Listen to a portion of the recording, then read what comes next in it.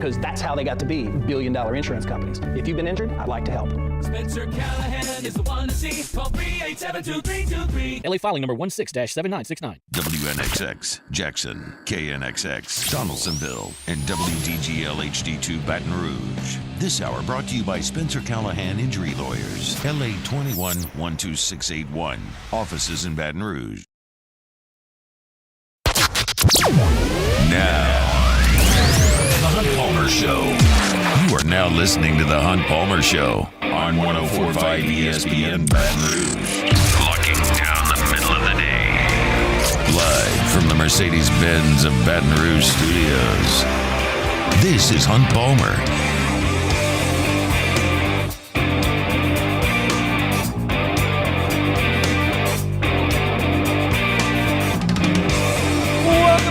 Hunt Palmer coming to you from the Mercedes-Benz of Baton Rouge studio downtown in the capital city on this Wednesday. About half the work week in the rearview mirror. Appreciate you hanging out with us here on 104.5 ESPN Baton Rouge.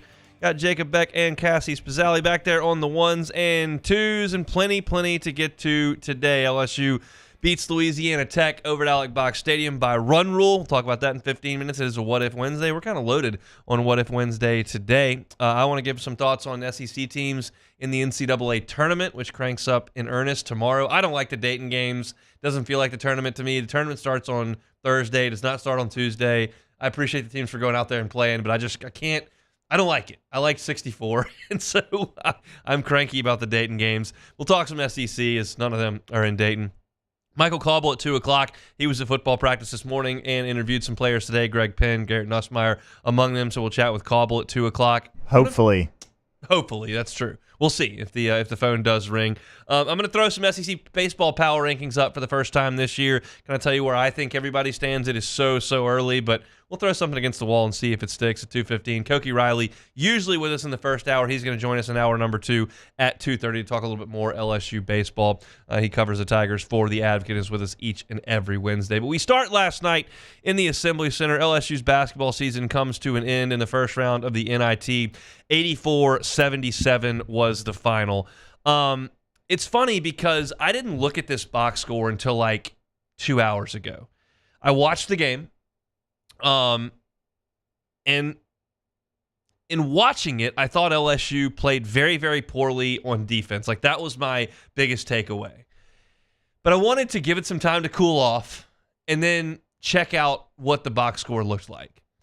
And quite honestly, if you would have told me against a top 50 defensive efficiency team that LSU would go out last night, they would make 11 threes, 48% from three-point range, shoot 45% from the floor, make every free throw they shot, 12 turnovers, which for this team, not an awful number. Jordan Wright would go for 25. Tyrell Ward would make 2 of 6 from 3, and Wani Wilkinson would go 2 of 4 from 3. And you told me all of those things, I would go, that's pretty good effort. And offensively, LSU was not bad. North Texas plays really slow. They play good defense, and LSU rolled up 77 points. But something that we've seen time and time again with this LSU team is it's not a great defensive team. They got some steals early in league play, but they're not a very good defensive team. And North Texas is a very identity-driven offensive team. And I don't think they picked up the tempo. I do think they created a lot of good shots, and I do think they shot it very well from 3, specifically at that one point where they made 5 threes in a row in the first half that took what was an LSU lead and quickly turned it into an 8-point advantage for the Mean Green. I heard Trey Hannibal's quote after the game saying that they wanted it more. Maybe that's true. I don't know. I can't get into the minds of the LSU players. I thought they fought back and got it down inside 5 points late, so it's not as if they completely threw in the towel a la the Ben Simmons LSU team that just quit in the SEC tournament on offense and scored 30-something points. Like, they could have lost this game by 30 points pretty easily. I thought they fought back and got it. I just thought North Texas was better than LSU and beat them. And quite frankly, it's hard for me to expend a bunch of energy on that game. I turned it on as it started, And I really wanted LSU to win the game. I sent out a tweet because it was kind of humorous, fun. But, I mean, we're watching the game, and Myers loves to shoot baskets on his little Fisher-Price goal. And he'll watch basketball with me a little bit, and he reacts to every shot. Like in golf, he reacts to every shot, too. If it doesn't go in the hole, he goes, oh, no. Even if it's a 90-foot putt or an 85-yard approach shot, he goes, oh, no. In basketball, they make a shot, he'll go, hey, and put his hands up. And in the fifth three that North Texas hit in a row, Myers goes, hey, and I just wanted to pop him across the back of the head because I was into the game. I wanted to win the game. LSU goes out there in purple and gold uniforms. I want them to win. But they didn't because they got beat by a team that's probably better than them and certainly played much better than them last night. LSU's defense was very, very poor, and North Texas just carved them up. The Mean Green shot almost 50%, 29 of 59. They made 11 threes, 42% there. They got to the free throw line 11 more times than LSU, 23 free throw attempts, and they won the glass. North Texas was just very efficient in the paint, made a lot of threes, and scored 84 points. And that 84, because of the pace that North Texas plays at, is like Alabama scoring 110. It's like Tennessee and Auburn rolling up into the high 90s against LSU because North Texas doesn't play at that speed, but efficiency-wise, they were every bit as good as those teams against LSU. And for that reason, the LSU season comes to an end. I think that's the bigger story here. So, Beck, I see you kind of chomping at the bit. Give me your thoughts on what you saw last night. To me, it was just a microcosm of the season. I mean, try to scratch back into it. Yeah, like you're okay in the first half. You're maybe a few points behind. The second half, the other team goes on a run. You go down 15. They're down 16 with like less than 5, I think, to play, or maybe 6, less than 6. And they make a run to try to come back, and it's just not enough time left to do it. So it was tough to watch, especially really sad to see that there was hardly anyone at the game. Yeah, no, and that's just the case. There's got to be a special set of circumstances for an LSU to get an NIT crowd. They don't get a good regular season crowd unless the team is in the top 4 of the SEC. And so for the NIT crowd was great for the ULL game. Yeah. Because Will Wade had a team that was winning more games than we thought, a top 5 national signing class coming in, a lot of buzz in town, and then you threw the grease on the fire with the ULL Bob Marlin popping off about LSU and all that kind of stuff, and that created a really good environment. If LSU had a really good freshman who was scoring 25, 27 a night who was going to come back next year, like maybe you could get some people out there, but that you got LSU baseball playing across the way. It's a 6 o'clock tip, which is tough to get to at 5 o'clock work anyway, and then it's a no-name opponent. And I mean, if not this year's team, that was I was going to say Purdue. That was just the first Power 5 team that came to mind. They're the top seed in the tournament. If Florida State or UCLA was here, it would draw better than North Texas, but that's just a nothing burger. And it's, I think, a little bit of a microcosm of the way that this town feels about basketball right now. There's just complete and total apathy about men's basketball because there's only so much bandwidth that an LSU fan has. They're going to dump a lot of it into football almost no matter what. I wasn't around in the mid-'90s, so I can't exactly speak to that, but just about no matter what, football is going to rule the day. And then all of a sudden, you've got women's basketball that's filling that place up. Gymnastics is filling that place up. Baseball just won a national championship. Softball was number 2 in the country. Like, you're playing 8th fiddle at this point almost in Baton Rouge, and the NIT is just not going to move the needle. And so the question is, how do you change that? And the answer is just wildly simple. It's roster building. And right now, if you tell me that Mike Williams and Tyrell Ward and Jalen Reed are back, that's 3 functional pieces off of this team who, if they continue on an ascent, are quality SEC players. If Tyrell Ward makes the same jump from year 2 to year 3 that he made from year 1 to year 2, he's a starting level SEC player. A dead-eye shooter with some good length and athleticism who needs to get better at attacking the rim, but is a functional player. Jalen Reed is 6'10", needs to rebound more, needs to be better presence on defense, but does give you something driving to the basket as a big. And if he gets better in years 3 and 4, I tweeted this out at some point early in conference play. If Jalen Reed decides he wants to play 4 years of college basketball, he'll be a pretty damn good college basketball player. I don't know what his NBA future's like. He shoots kind of a funky set shot, and he turns the ball over a little bit, and he's not a great defensive player, but he's 19, 20 years old. He could be a good college basketball player because of that frame and his ability to put the ball on the floor. And then Mike Williams, I thought, really played nicely as a freshman. There's something to be said for going from the youngest guy on the floor to the oldest guy on the floor. I'm thinking about guys like Skylar Mays, who struggled as a freshman on a bad team and became a great college player in 4 years. I'm thinking about Tim Quarterman, who looked lost as a freshman on a pretty bad team, and all of a sudden, when he became one of the oldest guys on the floor, was a pretty good player. I think Mike Williams has a chance to be a good SEC-level point guard. You look at those three guys, and Corey Chest, I don't know what Corey Chest is. But if he was a 4-star recruit, a guy that went to prep school, he's 6'8". He was supposed to be a pretty good player. He didn't play this year. I don't know. But that's 4 guys that you can build around. And then you bring in Robert Miller, who is a top 70 player in the country, 6'10", 225, and can play. And then Curtis Givens, who I really think is good. I think he is an immediate SEC-level backcourt player at 6'3", and really a savvy player. And those 2 guys, that's 5. And then you got to go get 6 or 7 more guys. And you got to hope that it's one of them is Mark Sears at Alabama, who was at Ohio doing very little. They played here, in fact, in Will Wade's last year. And all of a sudden he becomes a first-team All-League player. You got to hope that one of them is, I'm not going to say Dalton Connect because that's asking for a lot. But Janai Broom over at Auburn, who came from the same league that Matt McMahon comes from. KJ Williams, same way. Those type, you gotta find some of those guys. LSU is not going to go into the transfer portal and pull off a guy from UConn. I understand that, and they're not going to generally be in the mix for a lot of 5-star players. You got to get some of them, and it's got to happen eventually. But you've got to find some under the radar guys that blossom into high level players that can potentially push for the all conference team. Like that's the way this thing has to be done, and it's being done at Auburn. It's being done in Tuscaloosa. Things are pretty peachy in College Station right now. They've made the tournament a couple years in a row, and we're way up there in second in the league last year.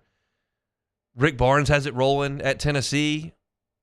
It can be done, but it needs to be done. And now the conversation shifts because there is no reason not to put a quality product on the floor next year.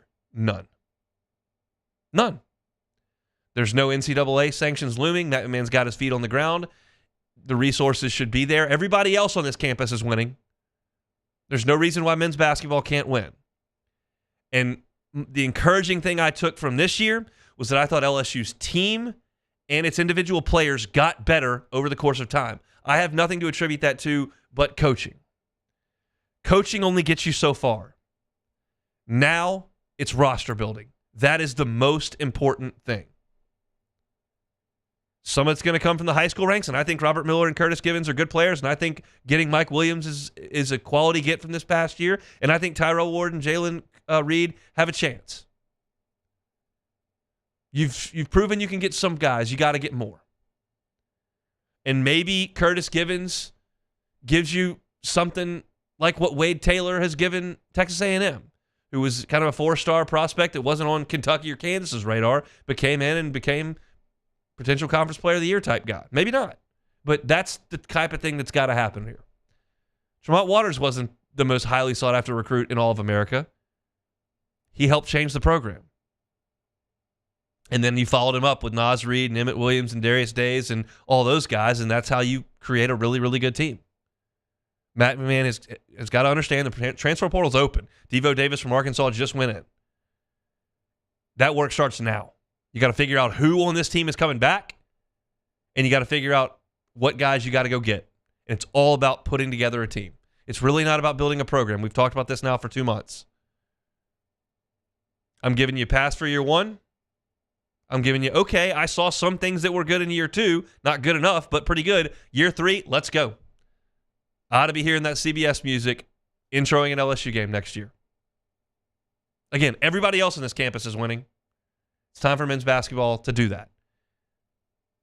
I'm glad that the players from this past team got an opportunity to play one more game because they earned that by winning more games than really anybody thought they would.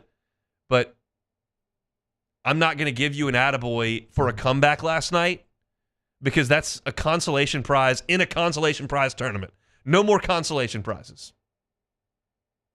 I'm happy with some of the things I saw this year. Time to go build a roster if you're Matt McMahon, and he's got a couple months to get that done. It's got to start right now. Well, everybody else is playing in the tournament. See, Nick Saban always complains that they've got a huge disadvantage playing an SEC championship game, national championship game, can't do your recruiting. LSU didn't have that disadvantage here. We're out. Go build a roster. All right.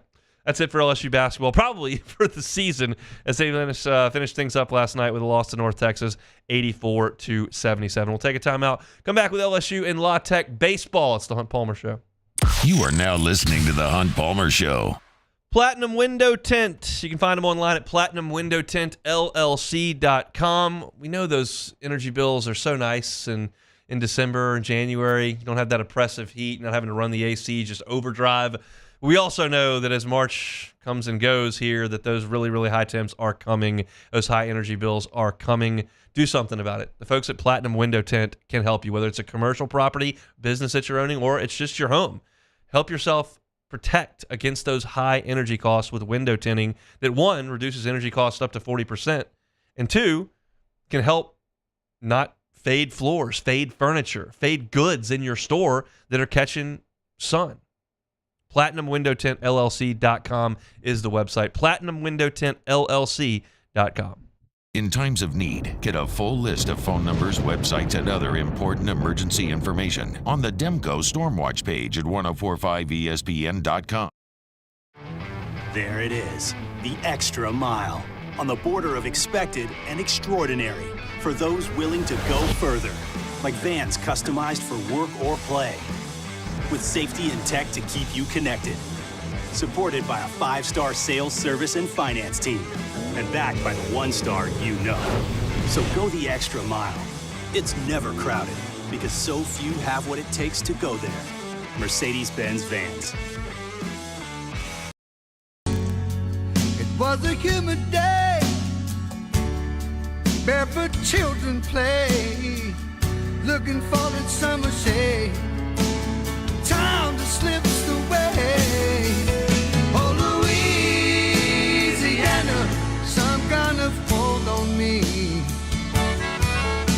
Like cypress stumps, your roots are planted deep inside of me. Yo, Jake here from my friends over at Community Steel Company located in Gonzales, Louisiana.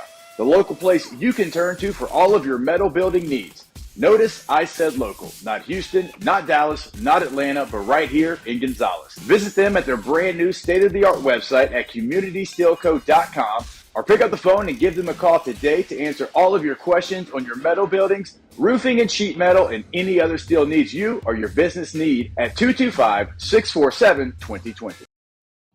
It's the details that make the difference between good enough and simply the best.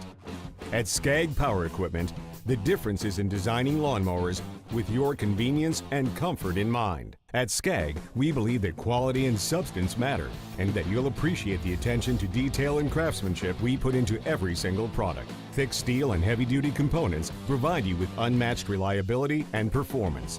Skag, simply the best. Jerry and Benny Payne began Central Plumbing Company out of their driveway in Tanglewood subdivision.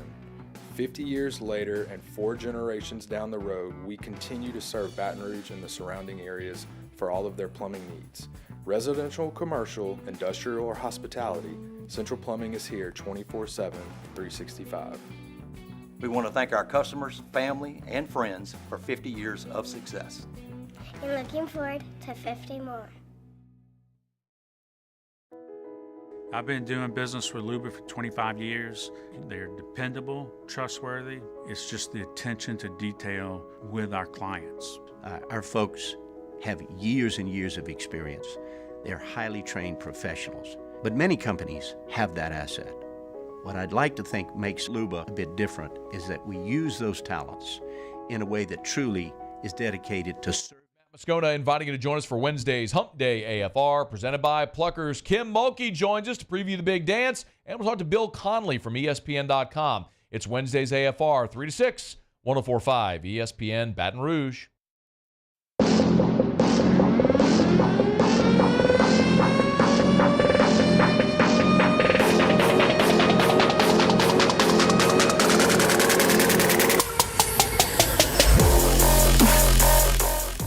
You're listening to the Hunt Palmer Show on 104.5 ESPN Baton Rouge.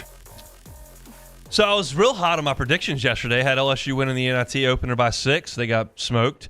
And thought LSU might struggle with Louisiana Tech. They run ruled them. So that is a solid 0 for 2 by me. Be sure to listen every day 1 to 3 right here on ESPN Baton Rouge.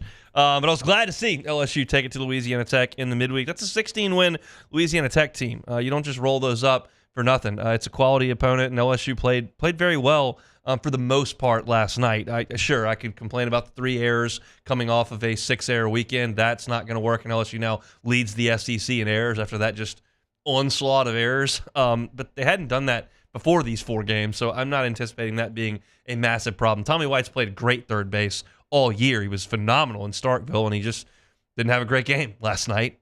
So I'm not overly concerned with the errors, and certainly there were a couple of walks here or there from the pitching staff that weren't ideal. But overall for the pitching staff, as Jay Johnson said in the postgame, it was a good effort for the crew. Apparently Javen Coleman was sick. They sent him out there anyway. It wasn't a thing of beauty in the first inning. He walked 3 guys and gave up a run. Let me see the number here. It was 15 of his 26 pitches were balls. He threw 11 strikes and 15 balls, but he got through it, only 1 run, and got in the dugout, and then LSU kind of took over from there with a 5 spot in the first inning. Griffin Herring continues his solid efforts. He was one of the few bright spots for LSU over the weekend at Mississippi State. He goes an inning and 2/3, just allows 1 hit and gets a couple strikeouts last night. Aiden Moffitt worked around a couple of walks and a hit to get out of his trouble. Justin Lohr did a good job throwing strikes as well. I was glad to see him get back on the bump after a bumpy weekend in Starkville in his SEC opener. Fidel Ulloa gave him a scoreless inning with a strikeout. I thought it was really nice to see Cam Johnson come in and paint the outside corner at 97 for a strikeout.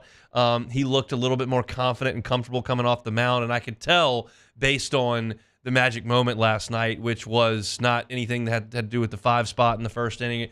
Jay Johnson felt like he needed to recognize Cam Johnson, gave him the magic moment for that big punch out there in the 6th inning. Then Micah Bucknam came in and threw an inning and 2/3 and got a strikeout, didn't allow anyone to reach base. So I thought if you look at it in totality, LSU in 8 innings of work only allowed 1 run on 5 hits. That's quality stuff from a number of guys out of the bullpen, some of which will have huge roles on the weekend like Herring and Lohr do.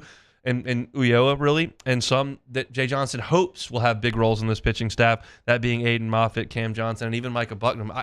There are times where I don't think LSU is going to use a lot of its pitching staff. 2 years ago, it was going to be kind of your main guys. You were going to see Mikael Hilliard. You were going to see Ty Floyd. You were going to see basically Gervais, Raiselman, and Cooper, and that was the lot of guys they wanted to use. This year, I really think they're going to try to go really deep. And quite frankly, I thought over the weekend against Mississippi State that they ran out of pitching. And I went back and looked, and I was like, they didn't run out of pitching. They just didn't use their guys on the front end. They didn't use Guidry and Ackenhausen another time. But it never hurts to have more guys to go to. And last night, I thought that the staff showed a little bit of depth against a quality Louisiana Tech lineup. Offensively, Tommy White is cooking right now. That's to be expected. I don't think there was anybody who suggested through 4 weeks where he only had, 4 extra base hits, that this was going to be some sort of down year for Tommy White. He's going to hit his 15, 16, 17, 18 home runs. They're just going to come in a little different way. We thought he might bash around the early season pitching. He didn't necessarily, even though he was still hitting significantly above 300 because he's a really good hitter. But the power stroke is starting to come. I was at Pluckers when he hit that home run off the scoreboard, and I actually reacted out loud on the microphone right when he made contact because it was one of those where you see it and it's like, oh my goodness. It hit way up on the scoreboard. That was an absolute blast. Jared Jones continues to hit with power. He hits the ball the other way with some pop. That was really nice to see as well. And then the one thing that I was talking about yesterday that I wanted to see in the lineup, what do they do with Paxton Kling? Is this let's get some other guys an opportunity, or is this a chance to get him back in there and get some confidence before Florida comes in town? They did put Paxton Kling in the starting lineup, and he did deliver a sharp hit and scored a run on a good fastball. So that was good to see from Paxton Kling. I think he'll probably be in there on Friday. Cade Fisher is likely going to be the starter for Florida. He is left-handed. I feel like that's probably a spot for Kling and not Ashton Larson. I could be wrong, but that's just kind of the way I feel about it, even though last night both those guys got an opportunity to play. So I liked what I saw in that swing from Paxton Kling. And there was a lot of guys with multiple hits. Travinsky had a home run and had multiple hits. Pearson had multiple hits. Braswell had an RBI hit to score 2 runs as well. So, look, it is what it is, an opportunity for LSU to rinse the taste out of its mouth from a tough one in Starkville, get some guys on the mound, get some guys back at the dish, and they played a good ball game last night and run ruled a quality team. Jay said he was really disappointed that they got that run in the 8th to run rule because he was going to use 3 pitchers in the 9th inning. And I know there are probably a lot of folks that were sitting in that press box that were thrilled that LSU did get that run rule across and didn't go to the 9th inning where they were going to use 3 different pitchers, because we know how that goes and do the old 15-minute 9th inning to get 3 outs with 3 pitchers. But I thought it was good. Nobody was taxed to the point where they can't be used on Friday. Griffin Herring threw 32 pitches. They may give him the day off on Friday, but I kind of doubt it. Justin Lohr, 22 pitches. He should be ready to go. Ulloa, 23 pitches, probably ready to go with Wednesday and Thursday off. So I think LSU goes into the series against Florida looking really good. And from this game, and I'll tell you, Florida's playing really well on the weekends. They went down to Coral Gables and beat Miami 2 out of 3. They beat a really good Texas A&M team 2 out of 3. They lose every midweek game they play. They lost again last night in the midweek to Jacksonville. They've just been getting beat weekly in the midweek, but seem to play pretty well on the weekend. So hopefully that reverses itself coming up this weekend as the Gators come in for the second SEC series of the year, the home opening SEC series between LSU and Florida, national championship game rematch. And we'll certainly talk about that one over the next couple of days. I want to get Nick Delatorre's on from On 3 to talk about the Gators. But for last night, LSU moves to 18-4 with a win. Now on to this weekend for LSU and Florida. Plenty to get to here on this Wednesday edition of the Hunt Palmer Show. We'll get to What If Wednesday here coming up next. I've got some thoughts on the NCAA tournament with the SEC teams. Michael Cauble with us in 35 minutes talking about LSU football. He was at practice today. Also sat down with Garrett Nussmeier, Greg Penn, among some others. We'll get Cauble's thoughts on that at 2 o'clock. SEC baseball power rankings are coming up at 2:15. Koki Riley talking baseball at 2:30. So lots and lots to get to. About half the work week in the rearview mirror. Thanks for hanging out with us. Come back with some more. It's the Hunt Palmer Show. The Hunt Palmer Show. ESPN Bet is ready to take you through all the huge sports moments this spring. The exclusive sportsbook of ESPN has it all, including exclusive offers and promotions from Scott Van Pelt, Stephen A. Smith, and all the ESPN personalities. From the playoff intensity to getting on the links and out to the ballpark, there's no better time to be a sports fan. Sign up today, and new users get $100 in bonus bets for making any sportsbook bet. You can download ESPN Bet today. What a play. Must be 21 or older. Gambling problem? Call 1-800-522-4700 in partnership with LeBears Lake Charles. Terms and conditions apply. See app for details. Our listeners fire off their opinions on the jimsfirearms.net hotline at 499-1045. Keep listening for your next chance to shoot us your thoughts with the jimsfirearms.net hotline on 1045 ESPN Baton Rouge. Bayou Ford has $7,500 off MSRP on new 23 Ford F-150 XLT trucks. $7,500 off plus 1.9% financing for 72 months. And all new Bayou Ford vehicles come with a 1 million mile warranty. The crew at Bayou Ford is going to do right by you.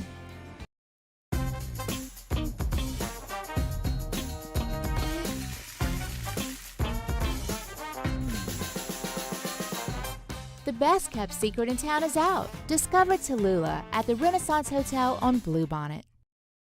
BRAC teamed up to reimagine your parks, and you imagined big. With your help, we went to work, creating 12 beautiful community parks across the parish.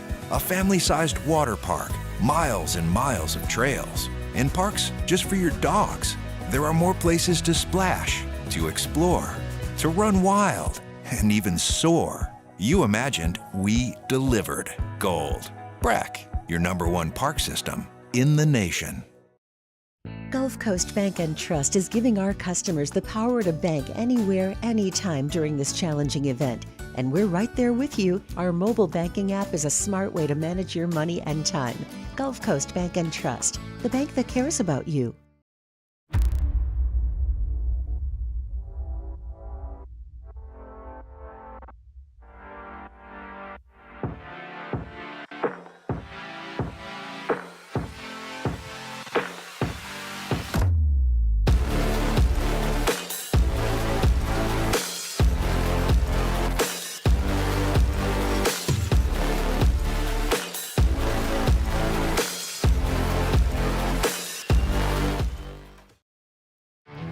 There it is, the extra mile on the border of expected and extraordinary for those willing to go further, like vans customized for work or play, with safety and tech to keep you connected. Supported by a 5-star sales, service, and finance team, and backed by the 1-star you know. So go the extra mile. It's never crowded, because so few have what it takes to go there. Mercedes-Benz Vans. Dylan Cruz here to tell you about Six Rings Baseball and Softball Camp. If you live on the North Shore and play ball, go to Six Rings Camps with former LSU assistant coach Dan Canaveri. His knowledge is second to none, and your child will improve and have fun doing it. Camps were held at Coquille Park and Six Rings Academy in Covington with 4 sessions over the summer. Full day and morning only sessions are available from ages 7 to 13. Go to sixringsbaseball.com or call 985-206-9096. Learn the game to love the game. Bayou Chrysler Dodge Jeep Ram is taking $22,500 off the new 23 Ram 1500 SCA truck. We're open for business in our Is set for the 2024 NCAA Men's Basketball Tournament. Tune in for first-round coverage Thursday night at 6 and Friday night at 6. Then catch second-round coverage starting Saturday at noon and Sunday morning at 11, right here on 104.5 ESPN Baton Rouge.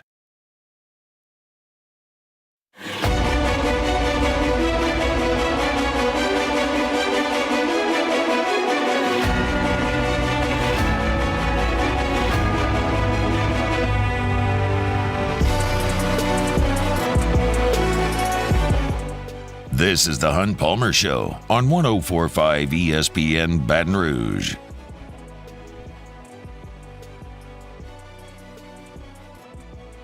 Wednesday edition of the Hunt Palmer Show here on ESPN Baton Rouge. Thanks for making us a part of your day. Got 30 minutes in the rear view mirror. LSU North Texas reaction at the top of the show, and just talked LSU Louisiana Tech baseball in the midweek. We put a poll out yesterday, or at least I did on my Twitter. Which game's a bigger game, LSU North Texas in the NIT or the midweek game against Louisiana Tech? Midweek game won, so I guess we're happy because the bigger game, LSU came out and played well and got a win. But I reacted to both of them in the first 30 minutes of the show if you'd like to go check that out. All right, let's play some What If Wednesday. Time, space, reality. It's more than a linear path. Where a single choice can branch out into infinite realities. Follow me and ponder the question, what if? All right, first one here. What if they put you in charge of the NCAA tournament? I'm supposing you're representing the basketball tournament? Yeah, so we're going back to 64. It's a field of 64. We're not doing 68. We're not doing the first 4. We're not. I mean, I hate it when they sent 2 16 seeds to Dayton to play because one of those teams that earned the right to be there wasn't able to go play Gonzaga or Duke at the site where the other 4 or 8 teams were.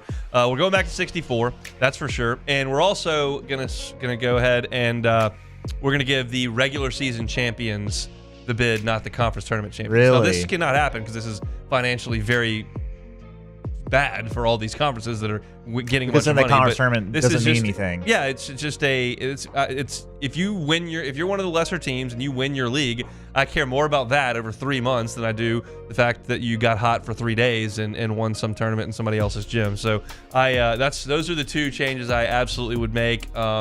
We're gonna go back to 64 teams, and we're giving the regular season champions a bid. That's my story. I'm sticking to it. So then, does the winner of the conference tournament get in, or no? Probably don't have conference tournaments. Oh, okay. Because we can have them if you want, but it's not.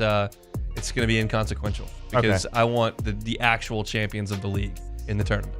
Gotcha. All right, moving on here. These are from Twitter.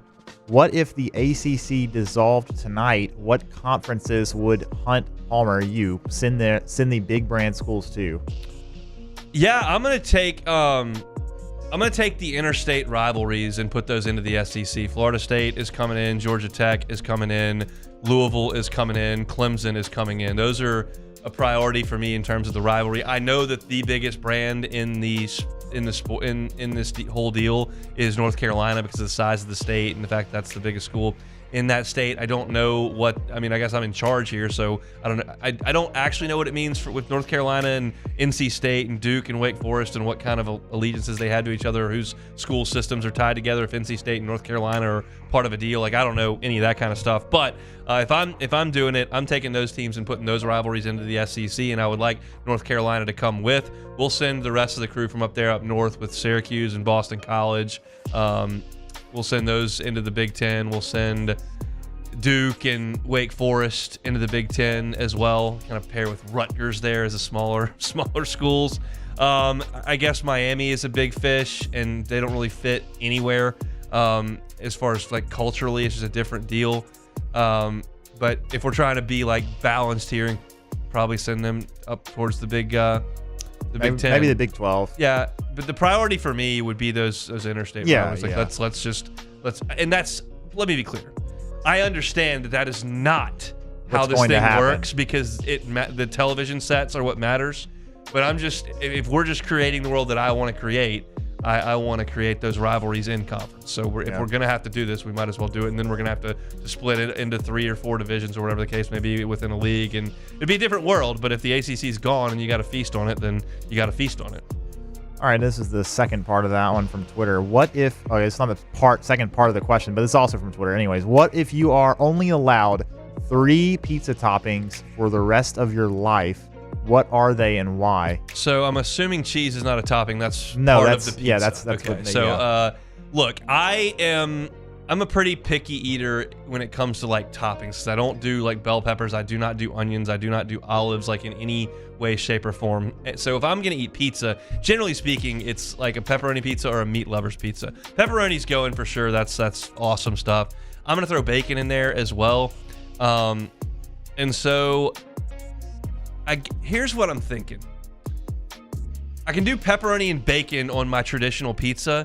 If I do want to go with like a white sauce pizza and I've got bacon, which works, I'm going to throw chicken on there as well. So I can go 2 different pizzas and I'm not stuck with the same slice of pizza forever and ever. So my 3 toppings would be pepperoni, bacon, and chicken. That's going to work. I would almost agree with you. I would probably remove bacon and replace it. I do actually like a pepper, or maybe like a spinach. I kind of like to throw in a vegetable in there. I'll throw spinach on my pizza. Yeah. I'm not mad about it, but it's not going to trump either. Right. I'm not going to trump any of those 3. No. So. All right, moving on here. What if you had to choose between? Okay, this is not even like this is not even a question. What if you had to choose between a free membership at Augusta National Golf Club or free season tickets and a suite at Wrigley? Look, I've been very clear on this. This is outspoken. In terms of me personally, not with like my family or people around me that I would wish great things for. If we're just talking about hunting, I can be as selfish as possible here. There is nothing, no activity, no sightseeing, there's nothing on the earth that I would rather do than play Augusta, outside of like winning the lottery, which is like a financial thing. But in terms of purely experience, there's nothing else I would rather do than play Augusta. So that's gonna be a membership at Augusta. I don't think that's coming anytime soon. I just have a hunch that they're probably not rushing out to send me an invitation. Yeah, I think the wait list on there is there's probably a few people ahead. There of is you no on there. wait list. You have to be invited. Like you can't like apply for membership or like ask. Oh, Like the only way you can become a member is if they approach you and say, "Hey, would you like to be a member?" That's even worse. Yes. All right. They have not done that to me, for the record. Okay. Just making sure we have it on the record. Yeah. All right. Moving on here. What if the Myers man started crying at night? I mean, we talked about this a few weeks ago. That doesn't happen. I know, that's what I'm saying. That's why I'm saying, like, he doesn't do it. So what if he did? If he did, it'd be a huge bummer. I don't want to get up and have to deal with him in the middle of the night. It's great. He goes to sleep at 7:35 and he doesn't budge until 7 o'clock in the morning. On Sunday, he slept till 8:30. It was awesome. I realize, and there are probably a lot of parents out there that really don't like hearing that because there are sleep problems in their house. I do believe that Alyssa and I realize how lucky we are that he has slept completely through the night, except for like 1 or 2 occasions. The spiders. The spider situation. Since he was 6 weeks old, like just never had any issues. It's been very, very good. We hope there's a round 2 at some point, and I'm assuming it won't go quite as smoothly, but it's been great this round 1. All right, next one here. What if social media, all of it, disappeared tomorrow? It would make my job a little bit harder because I use Twitter is such a news and information gathering, statistic gathering thing. Whenever something happens, somebody goes in the transfer portal, somebody commits to a school.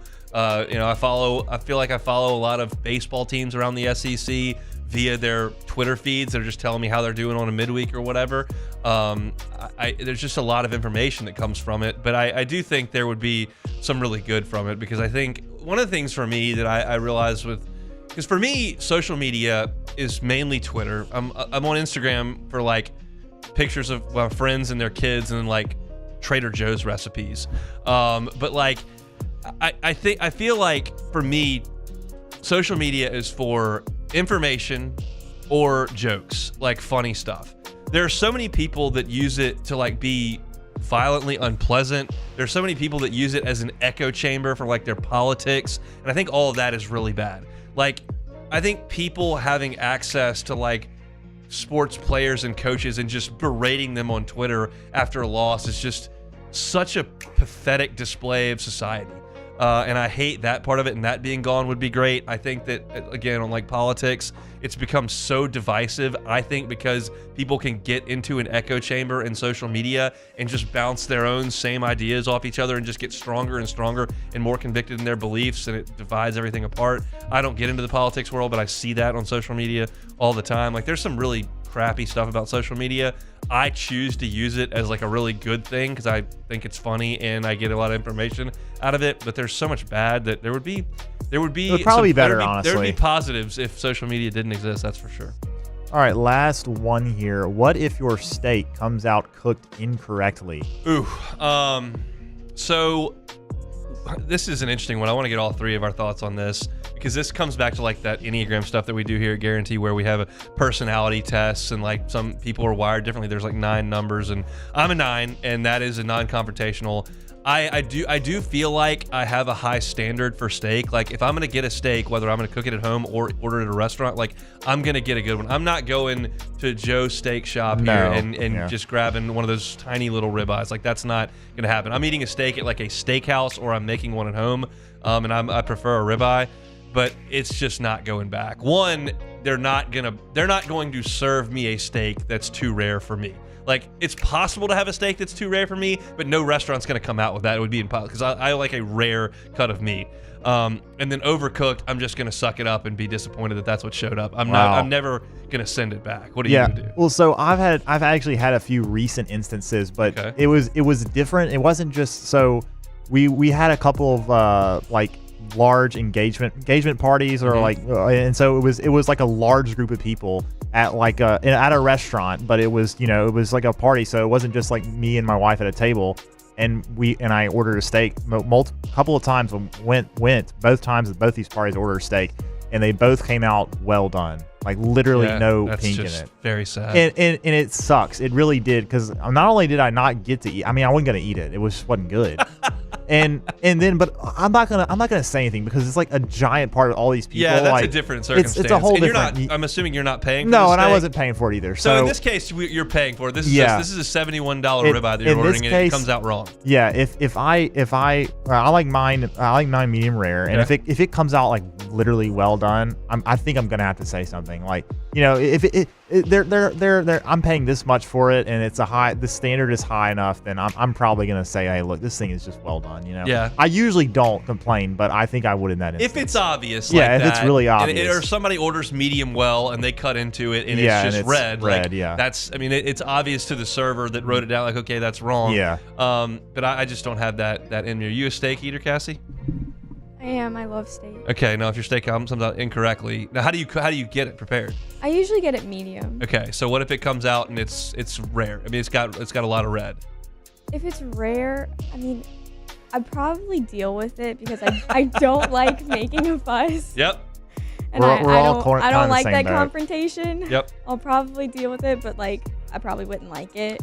Yep, I'm with you there. That's like I'm the same way, and it's there's so many people that would hesitate not at all. Yeah, to send that right absolutely. On back. Now my wife, who is non-confrontational as well, but also a very, very picky eater, especially when it comes to meat, she's gonna have me send it back. That's how that's gonna go. She's gonna go, I can't eat this. You have to tell him, and then that'll be, and that does happen, because she likes her steak medium well to really? maybe wellish. Like it's like I got a butterfly. But not with fillets. ketchup though, right? She doesn't No put ketchup. Okay, Like we're okay. cooking the color out of that thing. All It right. makes me very sad. That is sad. And routinely, like at our house, I have to have a skillet ready when we've cooked dinner. Like if we're doing fajitas, I'm not cooking a flank steak to medium well. No for way. fajitas. I'm gonna cook it to medium rare, and then I'm gonna have a skillet hot, and I'm gonna dump her 6 slices on there and cook the color out of it. But that's what's got to happen at our house because that's the way. Look, I don't eat onions and mushrooms and bell peppers and all that kind of stuff either. So to each their own. But that's the way that's going to be. All right, that's What If Wednesday here on this Wednesday. When we come back, SEC teams in the NCAA tournament. What do I think about their chances? That's next. You are now listening to The Hunt Palmer Show. Boudreaux's Electric. I tell you every day about Boudreaux Electric and their ability to give you the peace of mind to not have to worry about the power going out. And that's really, really important. But for this live, we're also going to tell you about something else. I would venture to guess if you like hoops, maybe want to see some hoops, maybe go to their Facebook page. Go to the Facebook page over at Boudreaux's Electric. Check it out. I think you're going to like what you have to see. Can't even really talk about it, but I think you might want to check it out over at the website at Facebook for Boudreaux Electric. Again, Generac generators, certified Generac generator. But if you want hoops, go check out the Facebook page over at Boudreaux's Electric. In times of need, get a full list of phone numbers, websites, and other important emergency information on the Demco Stormwatch page at 1045ESPN.com.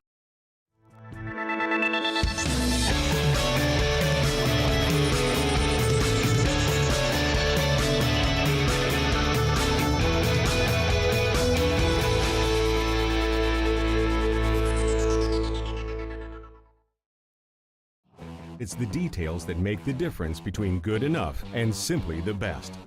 At Skag Power Equipment, the difference is in designing lawnmowers with your convenience and comfort in mind. At Skag, we believe that quality and substance matter, and that you'll appreciate the attention to detail and craftsmanship we put into every single product. Thick steel and heavy-duty components provide you with unmatched reliability and performance.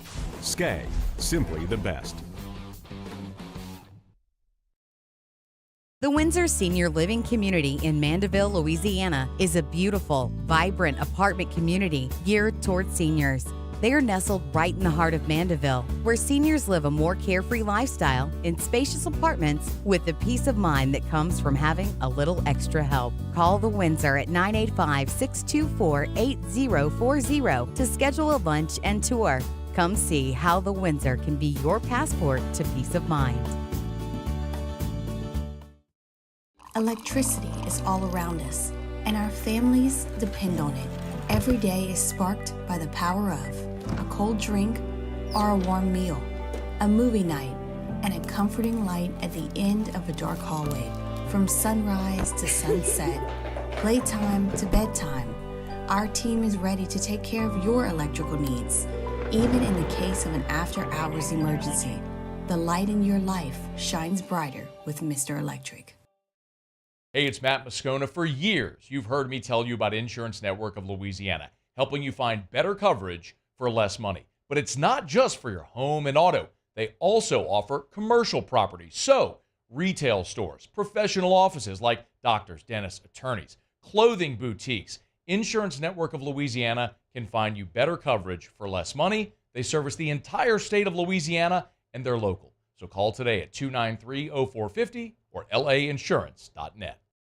Yo, Jake here from my friends over at Community Steel Company located in Gonzales, Louisiana. The local place you can turn to for all of your metal building needs. Notice I said local, not Houston, not Dallas, not Atlanta, but right here in Gonzales. Visit them at their brand new state-of-the-art website at communitysteelco.com or pick up the phone and give them a call today to answer all of your questions on your metal buildings, roofing and sheet metal, and any other steel needs you or your business need at 225-647-2020.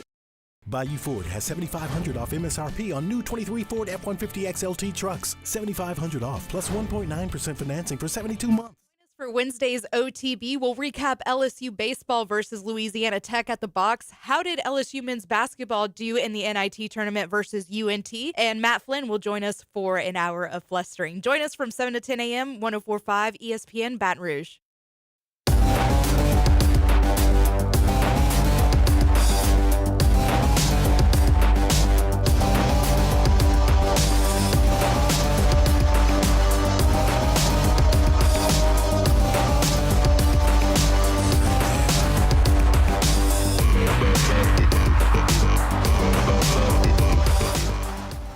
Register and make your picks now for the $1 Million Bracket Challenge powered by Acura of Baton Rouge and Coors Light at 1045ESPN.com.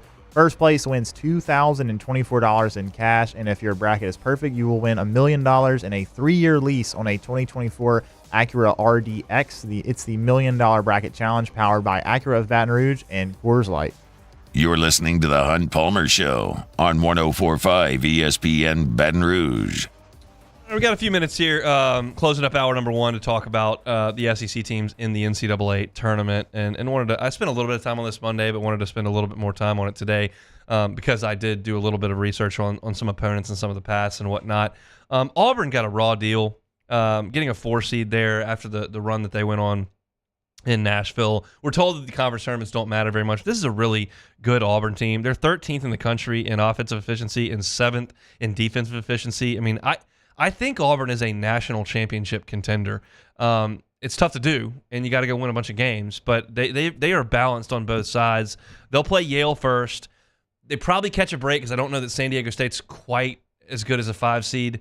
But then they got to play UConn, and that could be one of the best games of the tournament if it comes to pass. UConn's number 1 in offensive efficiency and number 17 in defensive efficiency. So you're talking about top 17 on both sides of the ball for both of those teams. That would be a phenomenal game in the Sweet 16. Just feels really early for Auburn to have to do that. I realize they did lose some games in conference play, but that's a tough draw for Auburn. I believe in them. I don't know that I love the draw that they got. Mississippi State was probably overseeded in my opinion. They got an 8 seed. They'll play Michigan State. Michigan State's a 2.5-point favorite in that game. This is not a great Michigan State team. They were 19-14 this year. And then North Carolina will await the winner.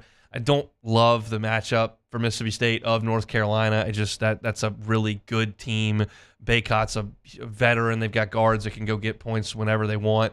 You're going to need, if you're Mississippi State, your backcourt to really shoot the ball well. And they have at times. They certainly did against LSU. But if they get to that game, I think that's a tough one for them. I'll take North Carolina to end Mississippi State's run. I realize I'm really going out on a limb having 1 seeds beat these teams, but like it is what it is. That's who was lined up to play 1 seeds. Bama is in the same bracket as Mississippi State. They got the 4 seed there. Watch out for Charleston playing Bama. I can't tell you one player who's ever played basketball for the College of Charleston. What I can tell you is they're 26th in the country in offensive efficiency. And Bama needs to show up and play some defense or they're going to get beat 94-92. The Cougars have won 12 straight. They've won 14 of 15. Last year, they got into the NCAA tournament and played San Diego State really tough. We know San Diego State went on a really good run. So Charleston's pretty good. Bama is a scary team to play because of how much firepower they've got. But Charleston may be comfortable playing with them like that, so I'm curious to see how that one looks. Texas A&M gets Nebraska. I think that was cheeky by the committee there to give A&M the opponent with the athletic director they just stole from Nebraska. Incidentally, if you missed this, Tulane's AD got hired to go to Washington, and then 5 months later turned around and left Washington for Nebraska today. But A&M gets Nebraska in the first round. I'm more interested in see if A&M and Houston get together in that second round. We talked about this a little bit on Monday, but Houston is going to be very difficult for A&M to score on. You can't shoot, and that's what Houston generally asks you to do. However, this is something I did not realize about Houston. They have been a little bit susceptible to the defensive glass. They're a 203rd in defensive rebounding percentage, and we know that A&M is the best team in the country at getting on the offensive glass. So maybe A&M can't create their own shots and make them, but if they can go to the glass and get some stuff done around the rim, maybe that's the way they can hang into it with Houston. But I think that A&M matchup for Houston's awful, and I don't anticipate the Aggies getting the upset there. Kentucky opens up with Oakland. I checked this too. Oakland is number 28 in the country in offensive efficiency, and we know Kentucky has had trouble sitting down and guarding people. So that's not a super awesome matchup for the Cats. You just have to hope that your young guns offensively have it rolling. And then Texas Tech would be next for Kentucky. They finished 3rd in the Big 12. The Red Raiders have had some good wins this year. They've beaten a lot of the top teams in the Big 12. They did not beat Houston. They beat a lot of really good teams in the Big 12, Kansas being one of them. So I've got Texas Tech advancing a long way in my bracket. I think Texas Tech dispatches of Kentucky. But I'm curious to see how this goes for the Kentucky Wildcats. If you were to give me the information on one team and how far they went right now, I would like to know what Kentucky does, because this is the year that Kentucky has been pointing to for 2 years. And I would suggest that they were disappointing in the NCAA tournament with Oscar Tshiebwe in his 2 years as basically the National Player of the Year. But this is the year they were looking at, because they brought in that class that had 5 guys in the top 16 in the country. And we've seen them, Dillingham and Shepard and all these guys are great. But they're all going to be leaving. So if this doesn't work for John Calipari, all of a sudden that drought becomes longer and longer and longer. And I just question what they do in Lexington if this isn't a really good run for Kentucky. Florida is in Kentucky's region. They get a 7 seed. Gators are playing really, really well. They've beaten Bama twice in the last 3 weeks, beat Texas A&M. They lost to Auburn by a point, and you know how much I think of Auburn based on what I said at the top of this segment here. So I think that that Florida is a dangerous team as a 7 seed. They're going to have to play the way that they played in Nashville and not the way they played against Vanderbilt when they lost. But I like Florida, and I think they could be a second weekend team. South Carolina gets a 6 seed. They'll play Oregon, and then Creighton would be next for them. I think a lot of Creighton. I watched them play UConn and just play a phenomenal game. I realized that was in Omaha, and you don't get home games in the NCAA tournament. But I like Creighton to beat South Carolina, and I think Tennessee has a run in them. I think this could be Rick Barnes' Final Four team here. So that's my thoughts on the SEC teams in the NCAA tournament. We'll pause for SportsCenter. When we come back, talking football with Michael Cobble on the Hunt Palmer Show.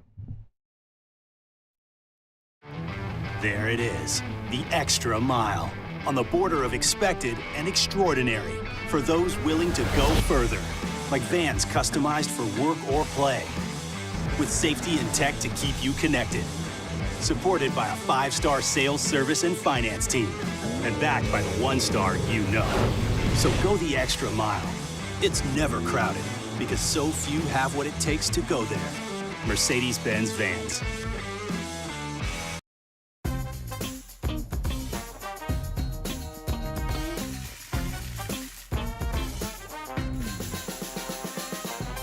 The best kept secret in town is out. Discover Tallulah at the Renaissance Hotel on Bluebonnet.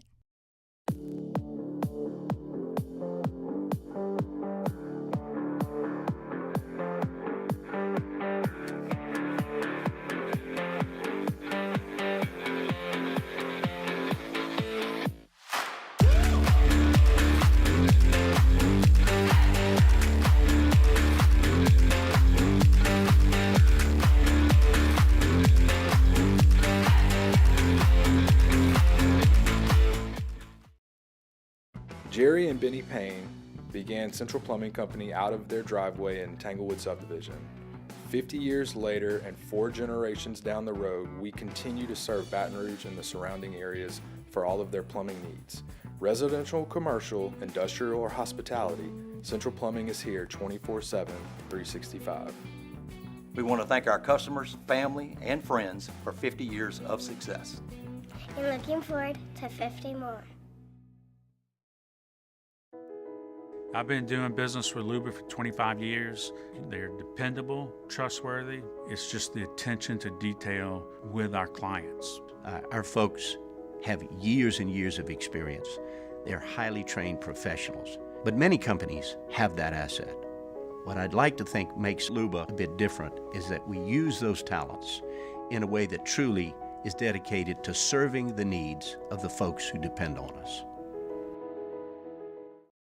Dylan Cruz here to tell you about Six Rings Baseball and Softball Camp. If you live on the North Shore and play ball, go to Six Rings Camps with former LSU assistant coach Dan Canaveri. His knowledge is second to none, and your child will improve and have fun doing it. Camps were held at Coquille Park and Six Rings Academy in Covington with 4 sessions over the summer. Full day and morning only sessions are available from ages 7 to 13. Go to sixringsbaseball.com or call 985-206-9096. Learn the game to love the game. Breck teamed up to reimagine your parks, and you imagined big. With your help, we went to work, creating 12 beautiful community parks across the parish. A family-sized water park, miles and miles of trails, and parks just for your dogs. There are more places to splash, to explore, to run wild, and even soar. You imagined, we delivered. Gold. Breck, your #1 park system in the nation. Electricity is all around us, and our families depend on it. Every day is sparked by the power of a cold drink or a warm meal, a movie night, and a comforting light at the end of a dark hallway. From sunrise to sunset, playtime to bedtime, our team is ready to take care of your electrical needs. Even in the case of an after-hours emergency, the light in your life shines brighter with Mr. Electric. Bayou Chrysler Dodge Jeep Ram is taking $22,500 off the new 23 Ram 1500 SCA truck. We're open for business in our beautiful new showroom and taking $22,500 off the new Ram 1500 truck. All new Bayou vehicles come with a 1 million mile warranty. The crew at Bayou Automotive is going to do right by you.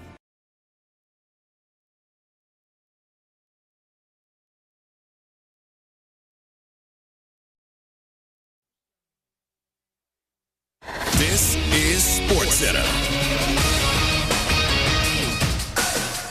I'm Doug Brown. The NFL's competition committee is proposing changes to kickoffs and an end to so-called hip drop tackling.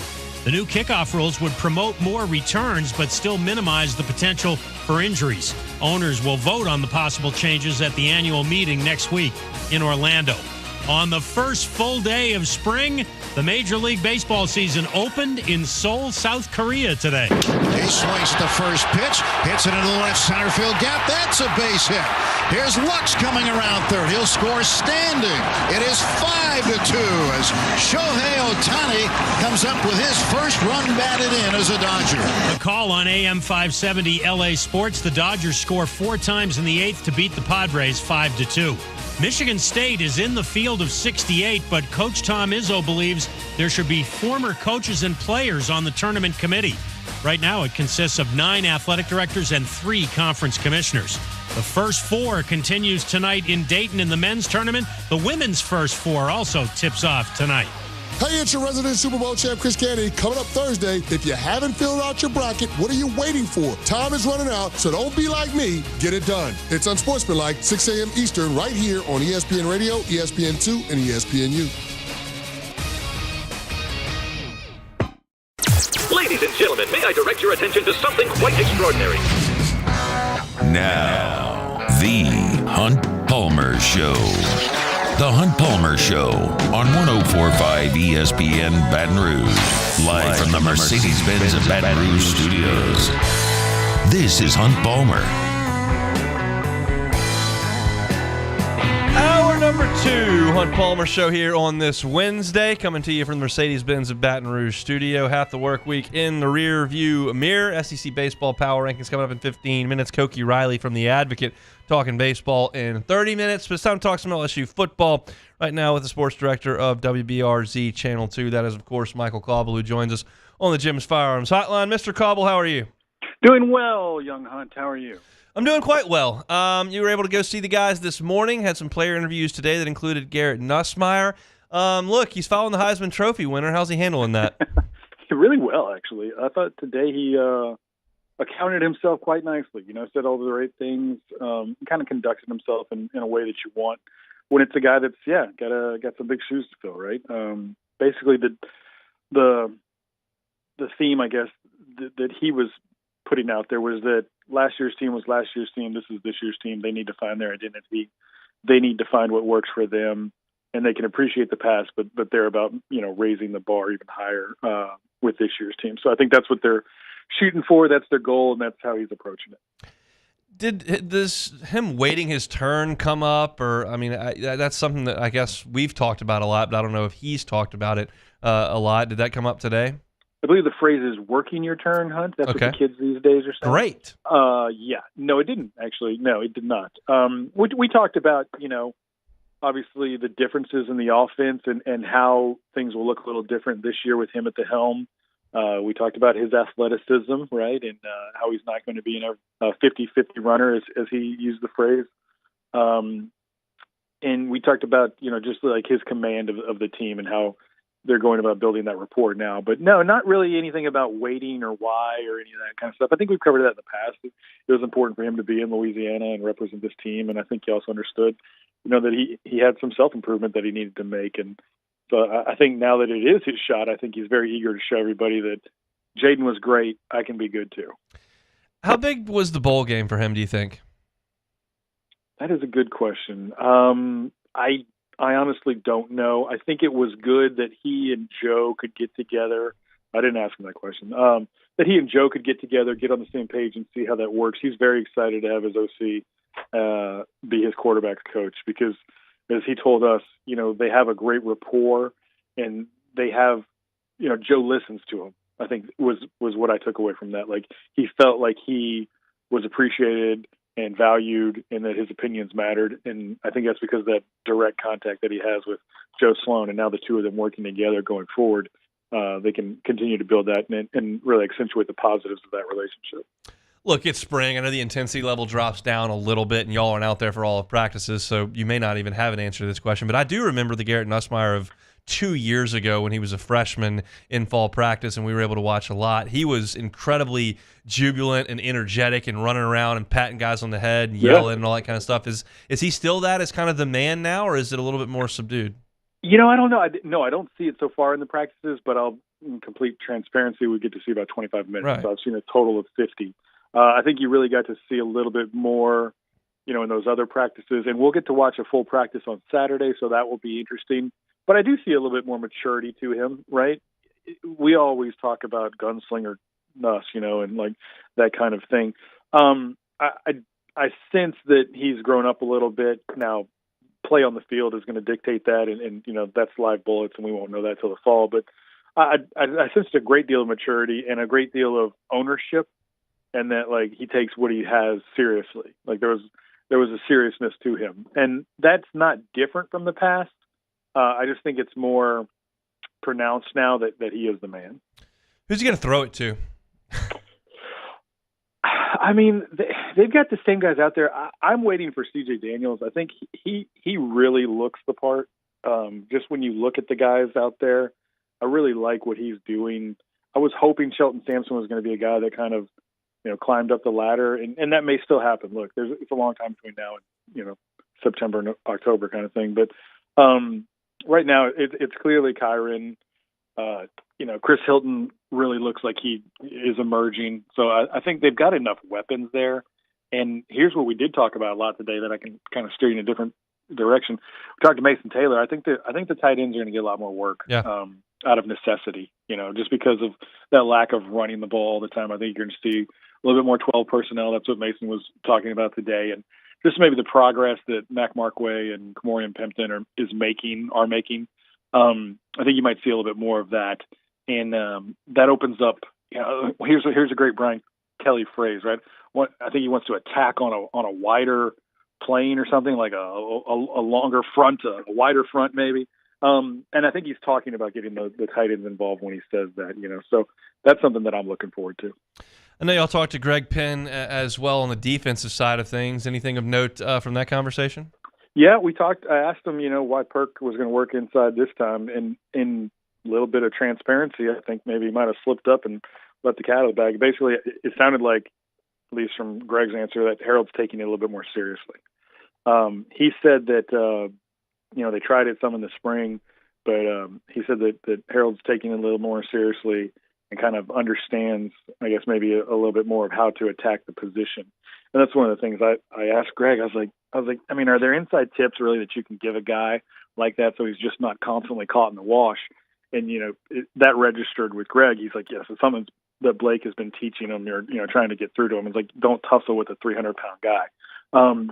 Get out of that. Use your quickness to get away from those situations, and that's where you're going to make your plays. So that was interesting to hear. Everybody understands where the defense was last year. I don't know how much better position they're in, but I think a new voice is helping. That's the takeaway I got from Greg, is that just a new voice in the room maybe added a little bit more excitement to the educational process. And Greg did say this. He said, we're playing more and we're thinking less, which when you have athletes, that works, right? You got to get maybe a little bit better quality of athlete, and that can really make something special. But I think that's an evolution for the defense. Trying to decode tweets from 18 to 20-year-olds is a dangerous game, but the tweets that we saw come out when Matt House was let go and the rest of the defensive staff was let go were a little eye-opening to me. Do you think there's a breath of fresh air in there now? Yeah. Well, I mean, just listen to Greg, who was in that room, right? I mean, I feel like, and the interviews are up on our YouTube page. So is the practice video if you guys want to watch it, the WBRZ YouTube page. But you can decide for yourself. But yeah, I definitely caught that. I caught that pretty easily. Did you sense it the other way when it was going on when last it was year? happening? Yeah, to some degree, just with body language and the way the way that they were kind of interacting. But dude, when things go south, like everybody feels it. Like there's that palpable tension. And did I see it?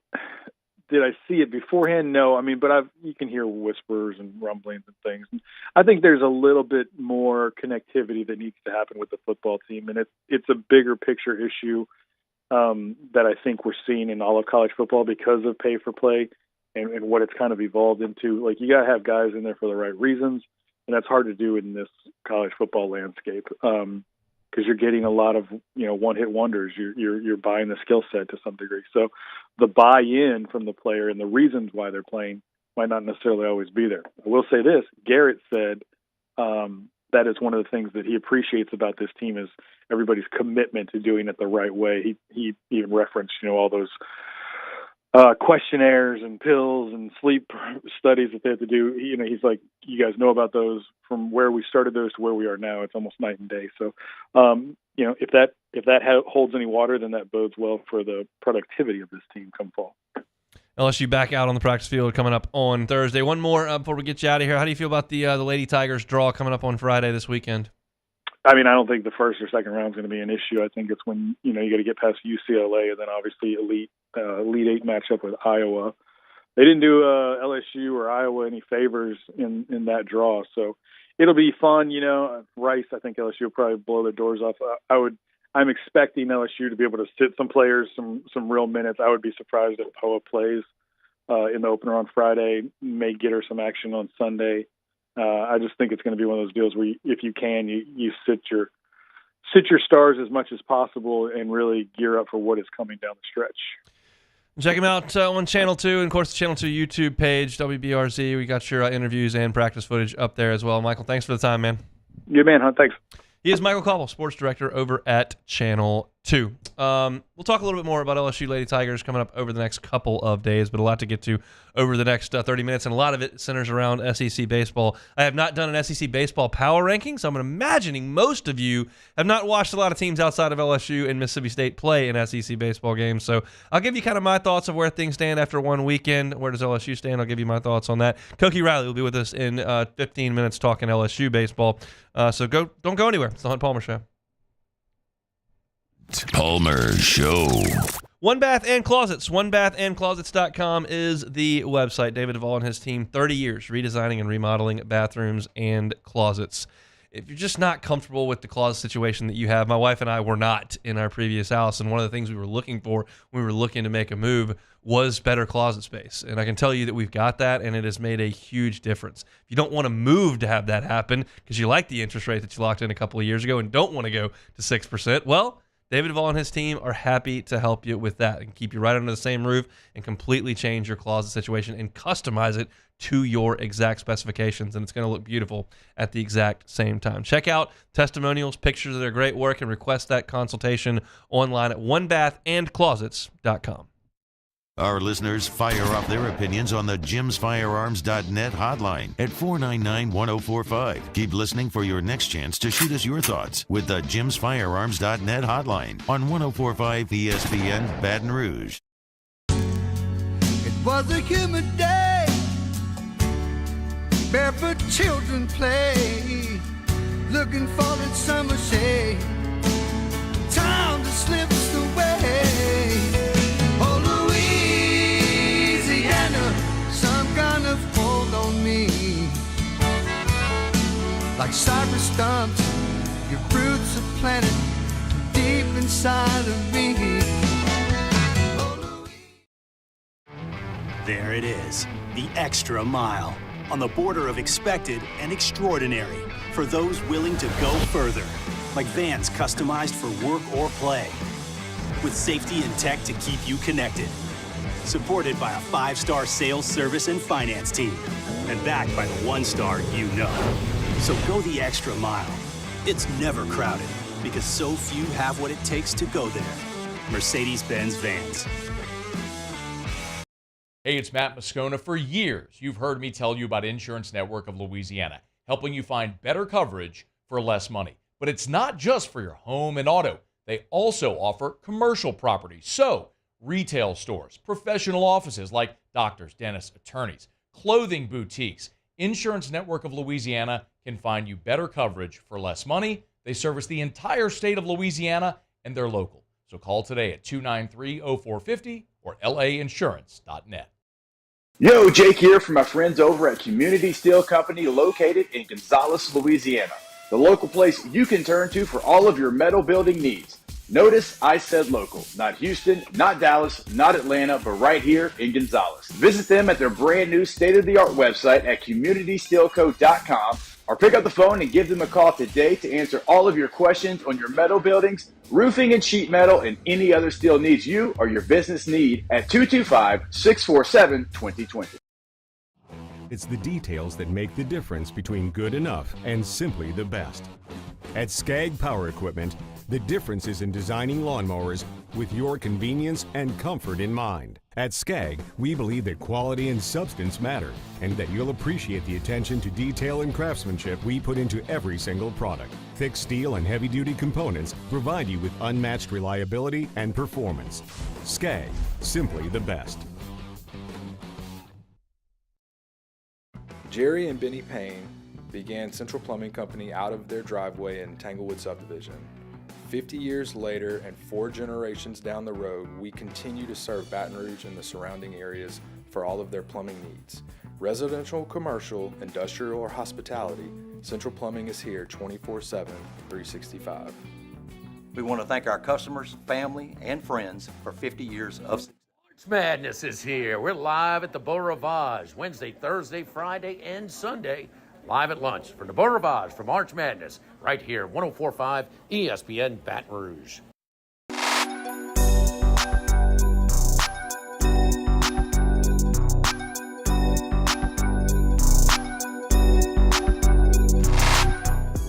The field is set for the 2024 NCAA Men's Basketball Tournament.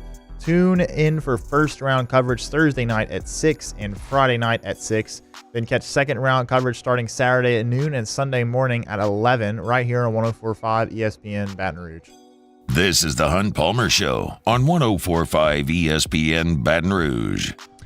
This is one of those deals where I want to do one thing, but I know I need to do the other. So I will do what I need to do and help you, the fan, out, because I know that most of you, the vast majority of you, care far more about LSU's football schedule than you do about SEC baseball power rankings. So we'll talk about LSU's football schedule for 2025 that just got released. I'm seeing it on Twitter, what the SEC did. And we know the situation that the SEC is in right now. The league wants ESPN to pony up more money for 9 league games. ESPN says, well, we've got your rights and we've agreed to a deal. Whether you play 8 or 9 games, the money's the same. So the coaches in the league are saying, we're not playing 9 league games if there's not a bunch of extra money into it because we don't want to knock ourselves out of the playoff or out of bowl games or whatever the case may be for different programs. So it's a stalemate. And right now, that stalemate continues. ESPN's not pony up more money. Coaches aren't saying we're going to 9 games. So they're stopping. And we know that LSU this year plays home games against Alabama, Ole Miss, Oklahoma, and Vanderbilt. They play road games against Arkansas, Florida, South Carolina, and Texas A&M. That's this coming fall. The following year in 2025, they're just flipping it. Everybody plays the exact same opponents. Everybody goes to you flip home and away. It sounds lazy. It is kind of lazy. Here's my biggest takeaway, because as you all know, what I care about is how does this affect LSU's ability to win a championship? You're telling me about NIL. You're telling me about transfer portal. You're telling me about conference realignment. You're telling me about expanded playoff. All I care about when you really boil every situation down is how does it affect LSU's ability to win a championship? And so when I look at this, my first reaction is Georgia has the best college football program in the country right now. We don't play them for 2 years. That's kind of my thought. Because if you had Vegas put out a line for Georgia and LSU this coming year and Georgia and LSU the following year, Georgia's probably favored. Now, I'm not telling you LSU can't go to Athens and win. I'm not telling you LSU can't beat Georgia in Tiger Stadium. I'm just telling you that Georgia's the big bad wolf in this league because Nick Saban's gone and LSU doesn't play him for 2 years. Now, you don't have LSU Auburn for 2 years as well. If those of you that have emotional ties to that, it doesn't exist. LSU will play Oklahoma, not Texas. LSU will play Florida, not Tennessee. No Mississippi State on the schedule. You do play Vanderbilt twice, and I think that's huge. If you're going to tell me my two specifications with this schedule in terms of one team I want to play and one team I don't want to play, I don't want to play Georgia. I do want to play Vanderbilt. Because, and I know how a lot of y'all think, and you think that sounds pitiful, and we're not scared of anybody, and we're LSU, and to be the man, you got to beat the man. And I'm just telling you that 10-2 is generally speaking going to be 10-2. It doesn't matter if you've beaten Tennessee or if you've beaten Vanderbilt. I'll take the win over Vanderbilt, and I'll take avoiding that game against Georgia. That's kind of the way that I look at it. To me, over the span of 2 football seasons, I can't really confidently look at you and tell you how big a difference there is between Texas A&M, Tennessee, Florida, South Carolina, Missouri, Ole Miss, and Auburn. Like, I don't honestly know who's going to be really good in 2 years and who's not going to be good. I'm telling you, over the next 2 years, Georgia is going to be good. We don't play them. Vanderbilt's going to suck, and we do play them. Alabama, probably going to be pretty good. Ole Miss, probably going to be pretty good. I don't know if Lane Kiffin might leave and the whole class might transfer out. Arkansas, I don't have a lot of confidence in them. I think Sam Pittman will coach out this year, and there'll be a new coach the year after that. But LSU will play them. Mike Elko at College Station, I don't know. Probably going to be pretty good. Probably going to be 8-4. So that's my thought on it. I don't have a lot more to expound on. But it just came across, and if you're just jumping in and going, what's Hunt talking about football schedules? The SEC has announced that they will take the 2024 SEC football schedule that you know, and they will flip it in 2025. You will keep the exact same opponents in conference.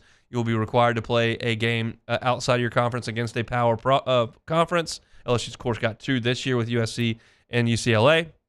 But that's the news from Birmingham today. I'll run through my SEC baseball power rankings pretty quickly before we get to Koki Riley to talk some baseball. We'll start at the bottom. I didn't realize this until right there in that break when I was going over the list one more time. I did put the teams that got swept this weekend in the bottom 3. It was, I think, a coincidence and the fact that they're, I don't think, great. But Missouri is very clearly the worst team in the SEC to this point. They're 9-12 overall. They're 0-3 in league play. They're 14th in the SEC. That's good for dead last. In batting average, on-base percentage, slugging percentage, runs scored. They've struck out the most times. They've struck out the fewest hitters. They've got the most hits allowed and the most earned runs allowed. It's really bad for Missouri at this point. That is a series LSU probably is going to need to sweep when it comes around in Columbia. Number 13, I've got Georgia here. They were 18-1. 18-1 entering the weekend. Now they're 18-4 after being swept. They've got the number 1 on-base percentage in the league. They got the most home runs, the most runs scored. They're not pitching it worth the flip. 12th in ERA, 12th in opponent batting average. They've allowed the most walks. Kentucky scored 37 runs in 3 games on them. I don't like that pitching staff at all. Charlie Condon is the best player in the league right now, but Georgia I don't think is great. I've got Auburn at 12. Wouldn't surprise me at all if Butch Thompson figures it out and they finish in the top half of the SEC, but I don't love them right now. Got the worst fielding percentage in the league. They're 12th in doubles, which I think is a hard hit statistic. They're 11th in runs scored, and they don't really have an ace. Chase Allsup's going on Fridays, and ERA is 7.15. His opponent batting average is 3.05, and that's the guy they're running out on Fridays. Joseph Gonzalez, you hope comes back and can help you a little bit. But right now, I don't love what Auburn's got. Ole Miss I've got at 11. They don't have an ace right now. They're 12th in the league in batting average. I don't love Mike Bianco's team. I think they're okay, but I don't think they're great. They're 11th. I've got Kentucky at 10th. They swept Georgia over the weekend. They're 18-3.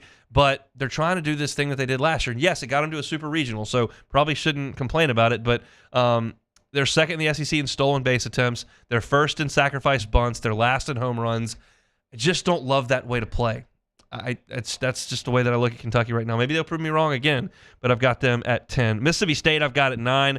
Their staff is third in the SEC in Ks.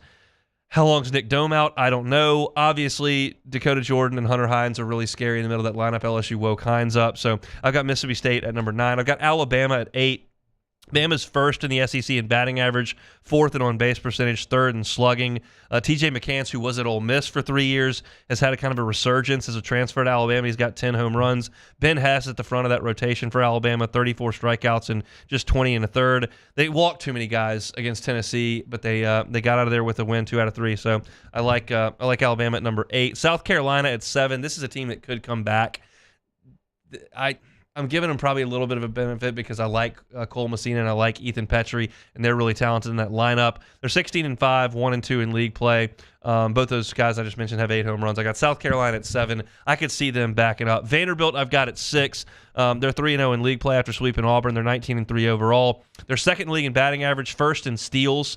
And then I really like their rotation. Carter Holton and Bryce Cunningham are 2 of their top 3. They're in the top 9 in strikeouts in the SEC. And then Devin Futrell is 5th in innings pitched as their third starter. They got 3 really good starters, and they're hitting the ball as well in terms of batting average as anybody, and they're really athletic. So I like Vanderbilt. I got A&M at 5. They could be the best team in the league. I don't know, but I've got them at 5. Jace Lavalette and Braden Montgomery are both top 6 in the SEC in slugging and home runs. Montgomery leads the SEC in RBI, and A&M is number 2 in the conference in ERA and 3rd in strikeouts. So their staff has been revamped a little bit. It still has some of the cast of characters. They got a great outing over the weekend from Chris Cortez, who's been an enigma for 2 years in College Station. They could be really, really good. I've got them at 5 here. I've got Florida at 4. Florida's 12-8 because they can't win a midweek game, but they're 2-1 in league play because they beat Texas A&M. They're 3rd in the league in home runs. Jack Caglione hits a ton of home runs. Ty Evans hits a lot of home runs. Cade Curlin hits a lot of home runs. Colby Shelton transferred from Alabama. He hits a lot of home runs. You know a lot of these guys from last year in Omaha. They also had the best fielding percentage in the SEC. They've got to get their rotation figured out. Hopefully it's not this weekend because that's where LSU will see him. It's Cade Fisher and Caglione on the back end. They got to figure something out there. And Liam Peterson in the middle there is a really talented freshman. But they got an offense that can go, so I've got them at 4th. I've got LSU at 3. You know LSU at this point. I don't have huge concerns about the pitching staff. I do hope the bats continue to come along. Last night was encouraging, but I've got LSU as the 3rd best team in the league. I've got Arkansas at number 2. Hogs are 17-2 on the year. They swept Missouri over the weekend. They've got the best ace in the league in Hagen Smith, obviously. They've got Brady Tigert, who looks great. Mason Molina is their 3rd starter. Mason Molina and Hagen Smith, their ace and their number 3 starter, are 1-2 in the SEC in strikeouts to this point. That is frightening. They've got the fewest walks allowed in the SEC, which is great. They just got a hit. They're 10th in the SEC in batting average and 13th in runs scored. That's terrifying to a certain extent. But with that pitching staff, when you've got your Sunday starter who's 2nd in the league in strikeouts, that's impressive. And I like Arkansas's ability to pitch it. We'll see what the offense does. I'm really high on Tennessee, and this may prove to be stupid, but I am high on Tennessee even though they lost the series this weekend. They're 19-3, 1-2 in league play. I like A.J. Causey at the front. I like Drew Beam in the middle of the rotation. They're 3rd in the SEC in batting average. They're 2nd in the SEC in home runs. Blake Burke hits a lot of home runs. Billy Amick's a great hitter that could be a first-round pick. Dylan Dreiling is a really good hitter as well. I just think they're really offensive, and their pitching is very talented. So I've got Tennessee at the top. So Tennessee, Arkansas, LSU, 1, 2, 3. Florida, A&M, Vanderbilt, 4, 5, 6. Any of those teams could be the best team in the league. I think it stops there, but any of those 6 I think could be the best team in the league. South Carolina at 7, Alabama at 8, Mississippi State at 9, Kentucky at 10, Ole Miss at number 11, Auburn is at 12, at Georgia 13, and Missouri bringing up the rear at number 14. That's a look at some SEC power rankings for baseball. We'll talk some more baseball with Koki Riley coming up next.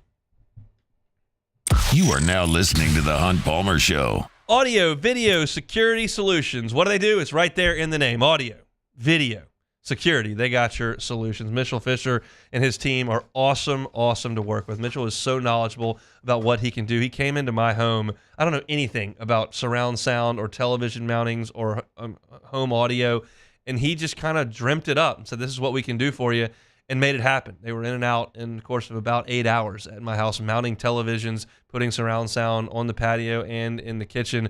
It was an awesome process, and you can do the same. It's Audio Video Security Solutions. See pictures of their great work. It's at AVSS_BR, AVSS_BR on Instagram. If you want to see them online, it's Audio Video Security Solutions. Check them out at AVSSLA.com. In times of need, get a full list of phone numbers, websites, and other important emergency information on the Demco Stormwatch page at 1045ESPN.com.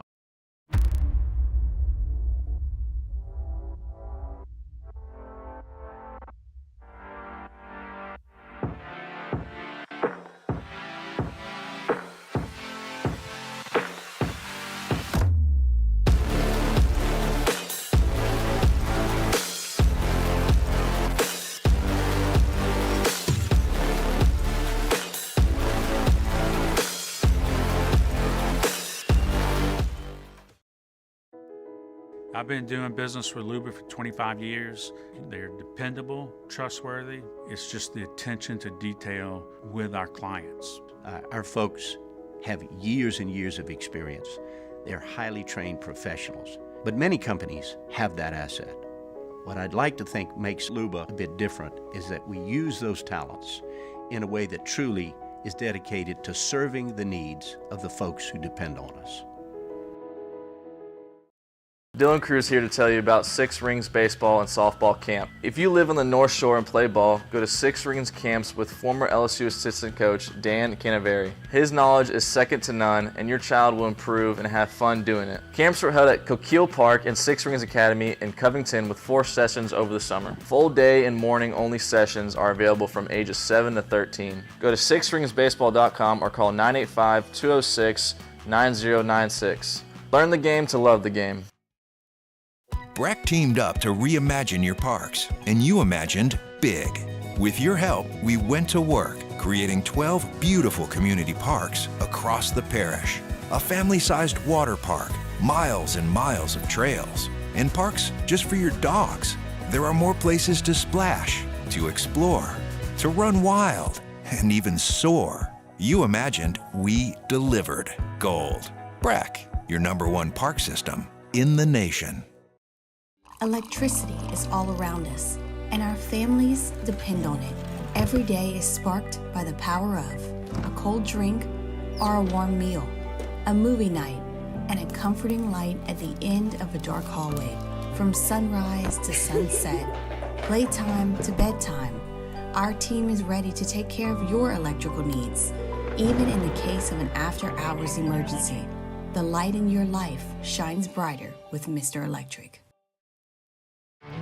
There it is, the extra mile, on the border of expected and extraordinary, for those willing to go further, like vans customized for work or play, with safety and tech to keep you connected, supported by a 5-star sales, service, and finance team, and backed by the 1-star you know.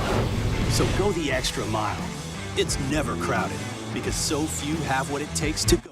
Moscona inviting you to join us for Wednesday's Hump Day AFR, presented by Pluckers. Kim Mulkey joins us to preview the big dance, and we'll talk to Bill Conley from ESPN.com. It's Wednesday's AFR, 3 to 6, 104.5 ESPN Baton Rouge.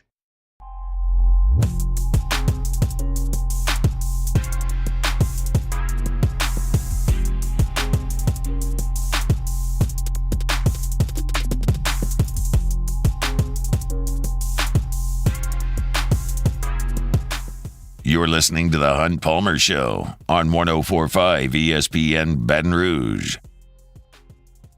Let's head out to the Jim's Firearms Hotline. Koki Riley covers the LSU baseball program for The Advocate, joins us every single Wednesday and does so now. Koki, how are you? Doing well. How's it going? Going quite well. How's Duty Noble? Nice park. Really beautiful park. I really like the setup there. It's a pretty welcoming environment. I like the infrastructure of the place. And when those fans get going, it's a pretty fun environment. Is there still a bunch of like barbecue smoke out in the outfield, or has that kind of been done away with the new infrastructure? It seemed like there was definitely some grilling out in the outfield. I will say that. So that was pretty unique. I don't think I've ever really seen that before. I'm very pro Starkville for baseball weekends. As I said last week, I don't care for it for football. It's too small, but I think for baseball, it's a great time. LSU did not have a great time, specifically the pitchers. How surprising was it to you to see Mississippi State swing the bats the way they did for 3 days? I thought it was pretty surprising, just given how dominant LSU pitchers are, and just given the pedigree of their pitchers, and quite frankly, just simply the talent of their guys. Right?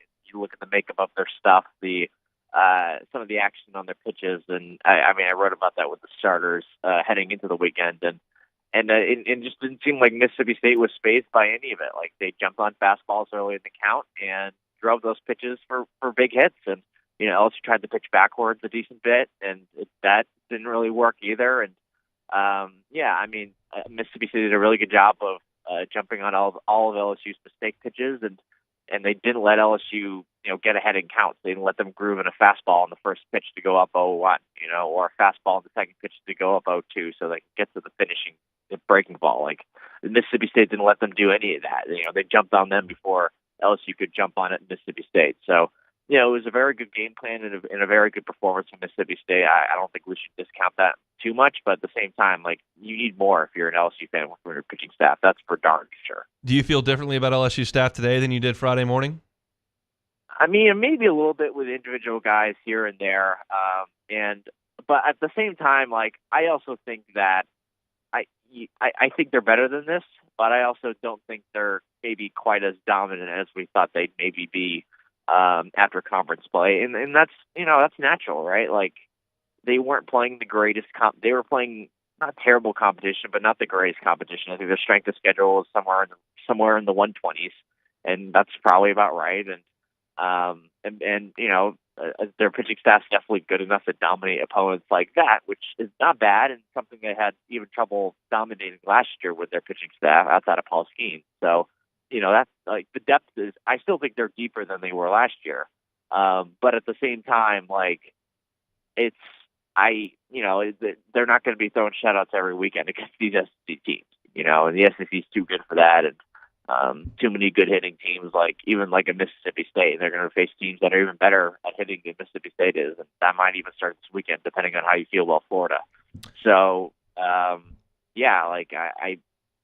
in some ways yes, but in some ways no. There was going to be some sort of letdown after non-conference play. Conference play is too good. The teams that they're playing are too talented. And there's deeper scouting reports on all these pitchers after 18 or so games. The letdown just couldn't be as stark as it was. Like, that was it was unacceptably, I guess. The letdown was unacceptable compared to non-conference play. I would tend to agree, and I think Florida is a better offensive team than Mississippi State, so we'll see how things shake out this weekend. Was there a pitcher that you spoke to after a game or anything over the weekend that had anything to say about how surprising it was that they had so much trouble getting outs? We spoke to Justin Lohr last night, actually, about this past weekend. It was just, again, the conversation was a lot. It was somewhat similar to what we had, but he was also adding that, they fell behind it. They also fell behind in too many counts, which is also probably true. When they fell behind in counts, they really got in trouble. Like, I think, like, one specific example, at least I can remember, is Thatcher Hurd falls in the count that Dakota Jordan basically can't quite locate his fastball. He has to go to the breaking ball to try to get back and fight back into the count. He leaves it over the plate, even if it's low, and Jordan hits a burst-through home run that completely changes the game. Like, that stuff was happening along with, the fastballs that Mississippi State were jumping on early in the count. So, again, give credit to Mississippi State for sticking to their plan and putting LSU on the defensive. But at the same time, like, LSU has to execute better, especially with their fastballs early in counts. They can't just groove that pitch right down the middle and expect them to get ahead 0-1. There has to be a little bit more nuance when it comes to where they're locating the ball, and I think that's something that maybe learned about themselves after this past weekend. Were you surprised Gavin Guidry and Nate Ackenhausen weren't used on Sunday? I think the game got out of hand really quickly because, again, it was the 3-run home run all of a sudden made it a 3-run game, and then Hurd gives up another home run and make it a 4-run game. I guess you could have argued that they should have taken out Hurd immediately after the 3-run home run, or once there was, some traffic on the bases. I think that's like a very fair argument, even though I wasn't quite thinking about it like in the moment at the time because Hurd had pitched decently over the last 3 innings before that. So I think yes, I think you could definitely make that case now that I think of it. But at the same time, like but like after that, like I don't think it made a whole ton of sense to put them in the game when you're down by 4 runs at that point, right? And you're using up your best guys when you're down by 4. That wouldn't have made much sense to me. But like to stop the home run from happening in the first place, to put in a guy like Guidry, for example, against Jordan, who's a righty, I think that would have made sense. Paxton Kling back in the lineup last night and got a hit. He sat on Saturday and Sunday in Starkville. What do you think his position stands right now? I think him sitting the last 2 games was, part of a need in that, you needed the trade-off between the offense and the defense a little bit. But at the same time, I don't think they're giving up on him at all. I think taking him out was a short-term measure, not just for the team, but also for himself to sort of reset. And, they put him back in the lineup on Tuesday, which that didn't surprise me at all. And he had a double and had much better at bats. So I think he's too talented not to, figure this thing out, at least eventually. And he's their best defensive outfielder. So I think they kind of need him out there because, they weren't great defensively in the outfield this past weekend either. I mean, Mac Bingham fumbled a couple balls out there. There was the Brady Neal mistake, which I think he kind of slipped on that play, and that was less of a mistake and more of an unfortunate, a thing that happened. I think the Mac Bingham plays were a little bit more, inexplicable. But at the same time, like I said, like they need his defense out there at the very least, and he just has to be good enough offensively to play out there, and he can even be better than just good enough. So we'll see. Koki Ridley, our guest, LSU baseball beat reporter for The Advocate, here with us every single Wednesday. It's safe to say that Tommy White was kind of shaking off a little rust in February? Yeah, I think that's definitely the impression. I think that's something that I think we all kind of forgot about in the first few weeks of the season, and just during the entirety of non-conference play, and the fact that he had played 6.5 months, and you could sort of see it with the way he was swinging the bat. Being overly aggressive on breaking balls outside, not being able to drive high velocity pitches that well. That changed in a big way this past weekend, and it also changed, and he continued that into Tuesday. So he looks like one of the best hitters in the country again, and that's huge for this offense. And that was one of the biggest changes between what we saw this past weekend and on Tuesday and what we saw during non-conference play. Tommy White being Tommy White again, and even better than he was before that because he's playing much better defense as well because he's healthy again. So I think he has his mojo back at the plate, even if he would claim that he's always had his mojo. I think he just looks a lot better, and he's driving the ball to the opposite field. He's not rolling over on as many pitches. He had 4 hits yesterday. I think he's fully back. I believe LSU leads the SEC in errors after 6 over the weekend and 3 more last night. Is that a concern? I think it's a little bit surprising. I think there's aspects of it that are concerning. I think we have to go into specifics of certain guys, what's concerning and what's not concerning. I don't think Mac Bingham is going to keep on fumbling the ball in the outfield the way he has, the way he did this past weekend. I don't think that's going to happen. I think he's probably a better defensive player than that. He doesn't have quite the range that Paxton Kling has out there, but he should be a little bit steadier. I think they've upgraded defensively at third base because Tommy White looks better there. I think Stephen Milam's still a very good defensive second baseman. I think Jared Jones looks a lot better at first base. Like those guys weren't really the problem this past weekend. It was more Michael Braswell made some mistakes. I think that's something to sort of monitor as we move forward. He needs to make the routine plays, and plays that aren't, really easy and routine sometimes are an issue for him because he doesn't have the great split speed out there. So that's a guy I kind of want to monitor defensively moving forward. I think he had another error last night as well. I could be wrong with that, but I'm pretty sure he had, because I know Tommy definitely had one, despite the fact that he's looked a lot better defensively. So, like that's, I think shortstop's definitely something to monitor moving forward with the defense. And then with the outfield, like once they get Kling out there a little bit more regularly, things sort of start to, click into place. And again, like if you want Brady Neal's bat in the lineup, you're going to sacrifice some defense out in right field as well, as we sort of saw in that one play on Sunday. So I think the defense in some ways is concerned, but in some ways it's just, guys are probably going to perform better at some point, one. And then two, some of this is just the trade-offs you're making to get as many good bats in the lineup as possible.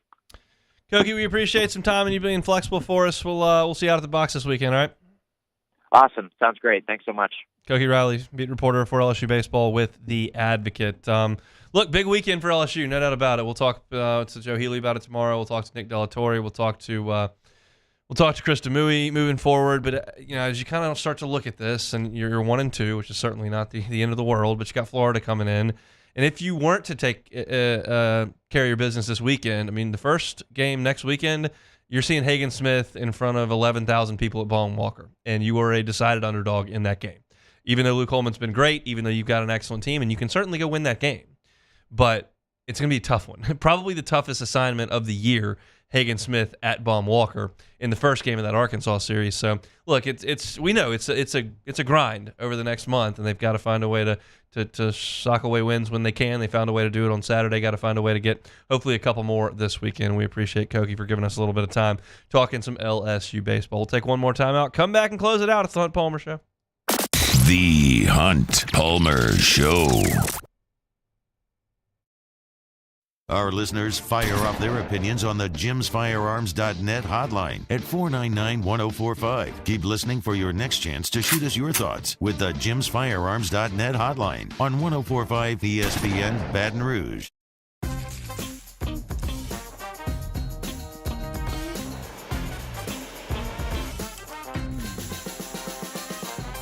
The best kept secret in town is out. Discover Tallulah at the Renaissance Hotel on Bluebonnet.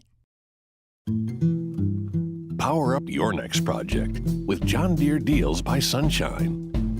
Whether you're working hard or playing hard, our knowledgeable team will help you find the right product for you. Ask us about our amazing tractor package promotions. Learn more about what it means to be powered by Sunshine at sunequip.com.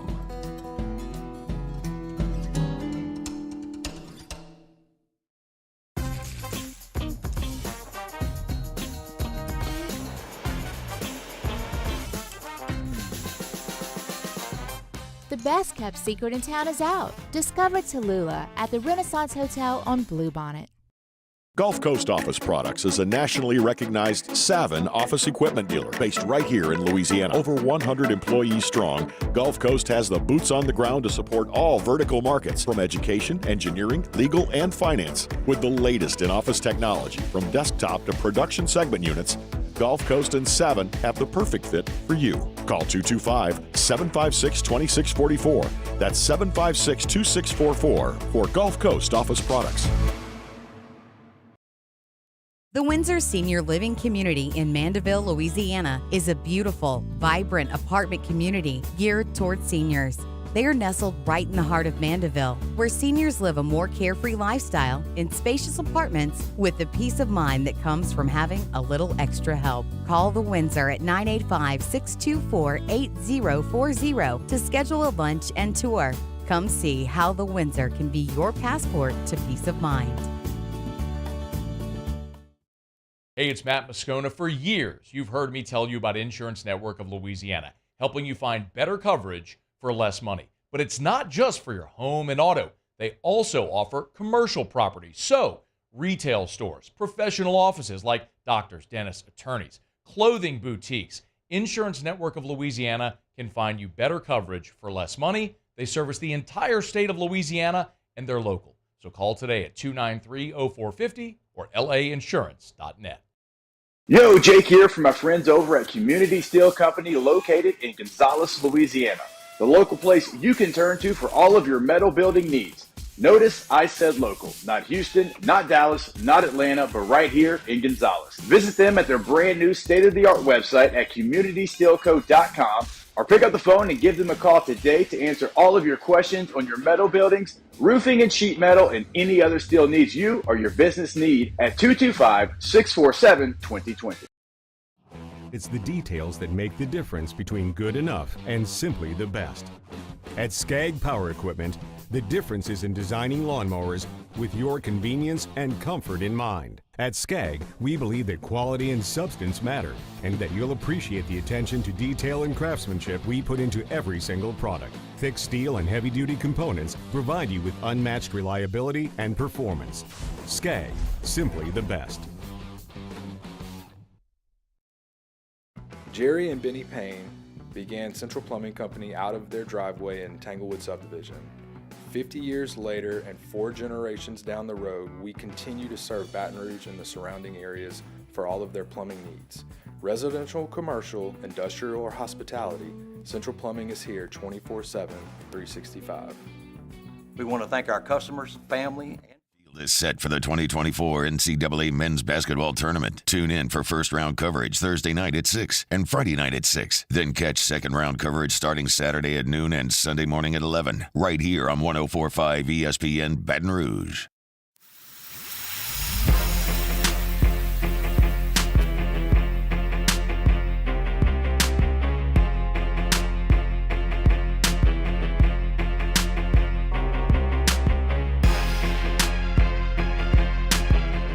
This is the Hunt Palmer Show on 104.5 ESPN Baton Rouge. All right, coming down the stretch here. Wednesday edition of the Hunt Palmer Show. Appreciate you hanging out with us here on 104.5 ESPN Baton Rouge. Been a quick 2 hours. Appreciate Cookie Riley and Michael Caldwell for jumping on here in hour number 2. One more thing to do, Beck. Take it or leave it. All right, first one here. Salt Lake City are going to host a NCAA tournament regional this weekend. The Wi-Fi password is Jordan pushed off. Take it or leave it. I'll take it. I'll take it. That's a funny thing to do. However, it's gotten to Twitter, which means everybody in the arena is going to have the Wi-Fi password, which I don't think is great for the media if everybody's got the password. So we may have to change that for game day. But great thought by the folks over at Salt Lake City if they didn't assume that it was going to get immediately to Twitter. So what should they change it to then? Let's try to workshop that. So if Jordan pushed off, pick and roll, maybe Stockton and Malone, mailman, maybe. That'd be longer than that, probably. I mean, mailman 32. Yeah, could do that. I don't know what else has happened in Salt Lake besides the Jazz. I mean, they had the Jazz. That's pretty much it. I mean, they had like they're the trying to get Mormons baseball, and apparently they're like in the mix to get baseball. I think that's probably it, though. I mean, how about we shouldn't be the Jazz? Yeah, how about that for a Wi-Fi password? maybe so. Yeah, we'll take that. All right, moving on here. Tackle Caden Proctor has decided, after transferring from Alabama to Iowa this semester, that he will transfer back to Alabama. Take it or leave it. I mean, sure, I'll take it. Whatever. I'll take it. This is going to drive people nuts, and I don't know what the finances are. I don't know how much he got to go to Iowa or how much he's getting to go back to Alabama. I don't know what made him think of this. If you're Caden Proctor and you've got 2 choices to play college football, one's at Iowa, and I realize he is from the state of Iowa, but it's Iowa, or Alabama. That seems to be a fairly easy decision to make. Yeah. I get home is home, so that's fine. I was known for producing good offensive linemen. Sure, but you're going to lose a bunch of games and not score very many points, and you're never going to play for anything significant ever. At Alabama, you got a chance to win a national championship. So, look, it's just the day and age, and I think this is more evidence that young people make rash and immature decisions.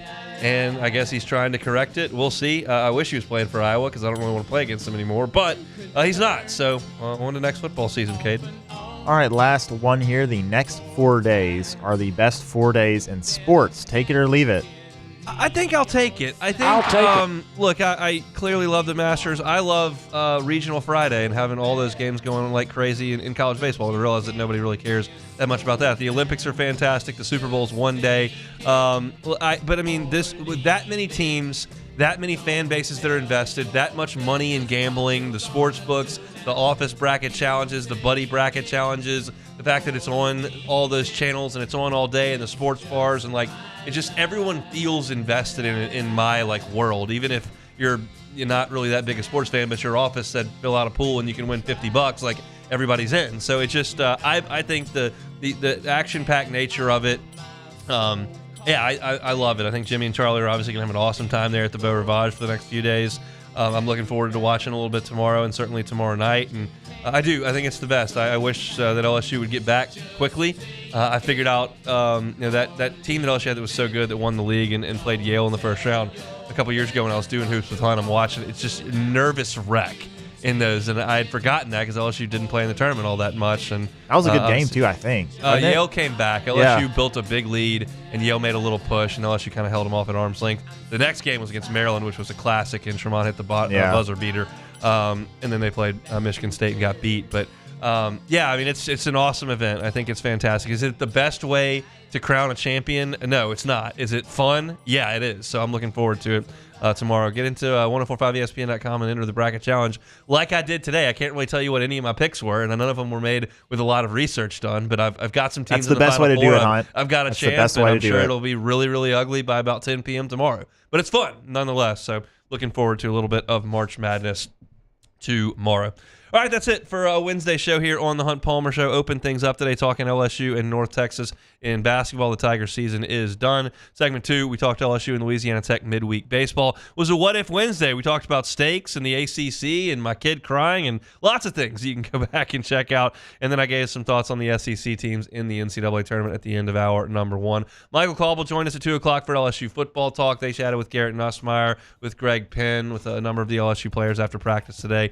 SEC baseball power rankings, LSU's football schedule for next year, Koki Riley on baseball. All of it's on demand wherever you find your podcast. Matt's going to drive you home next on After Further Review. I'm out of here. We'll see you tomorrow, same time, same place on the Hunt Palmer Show.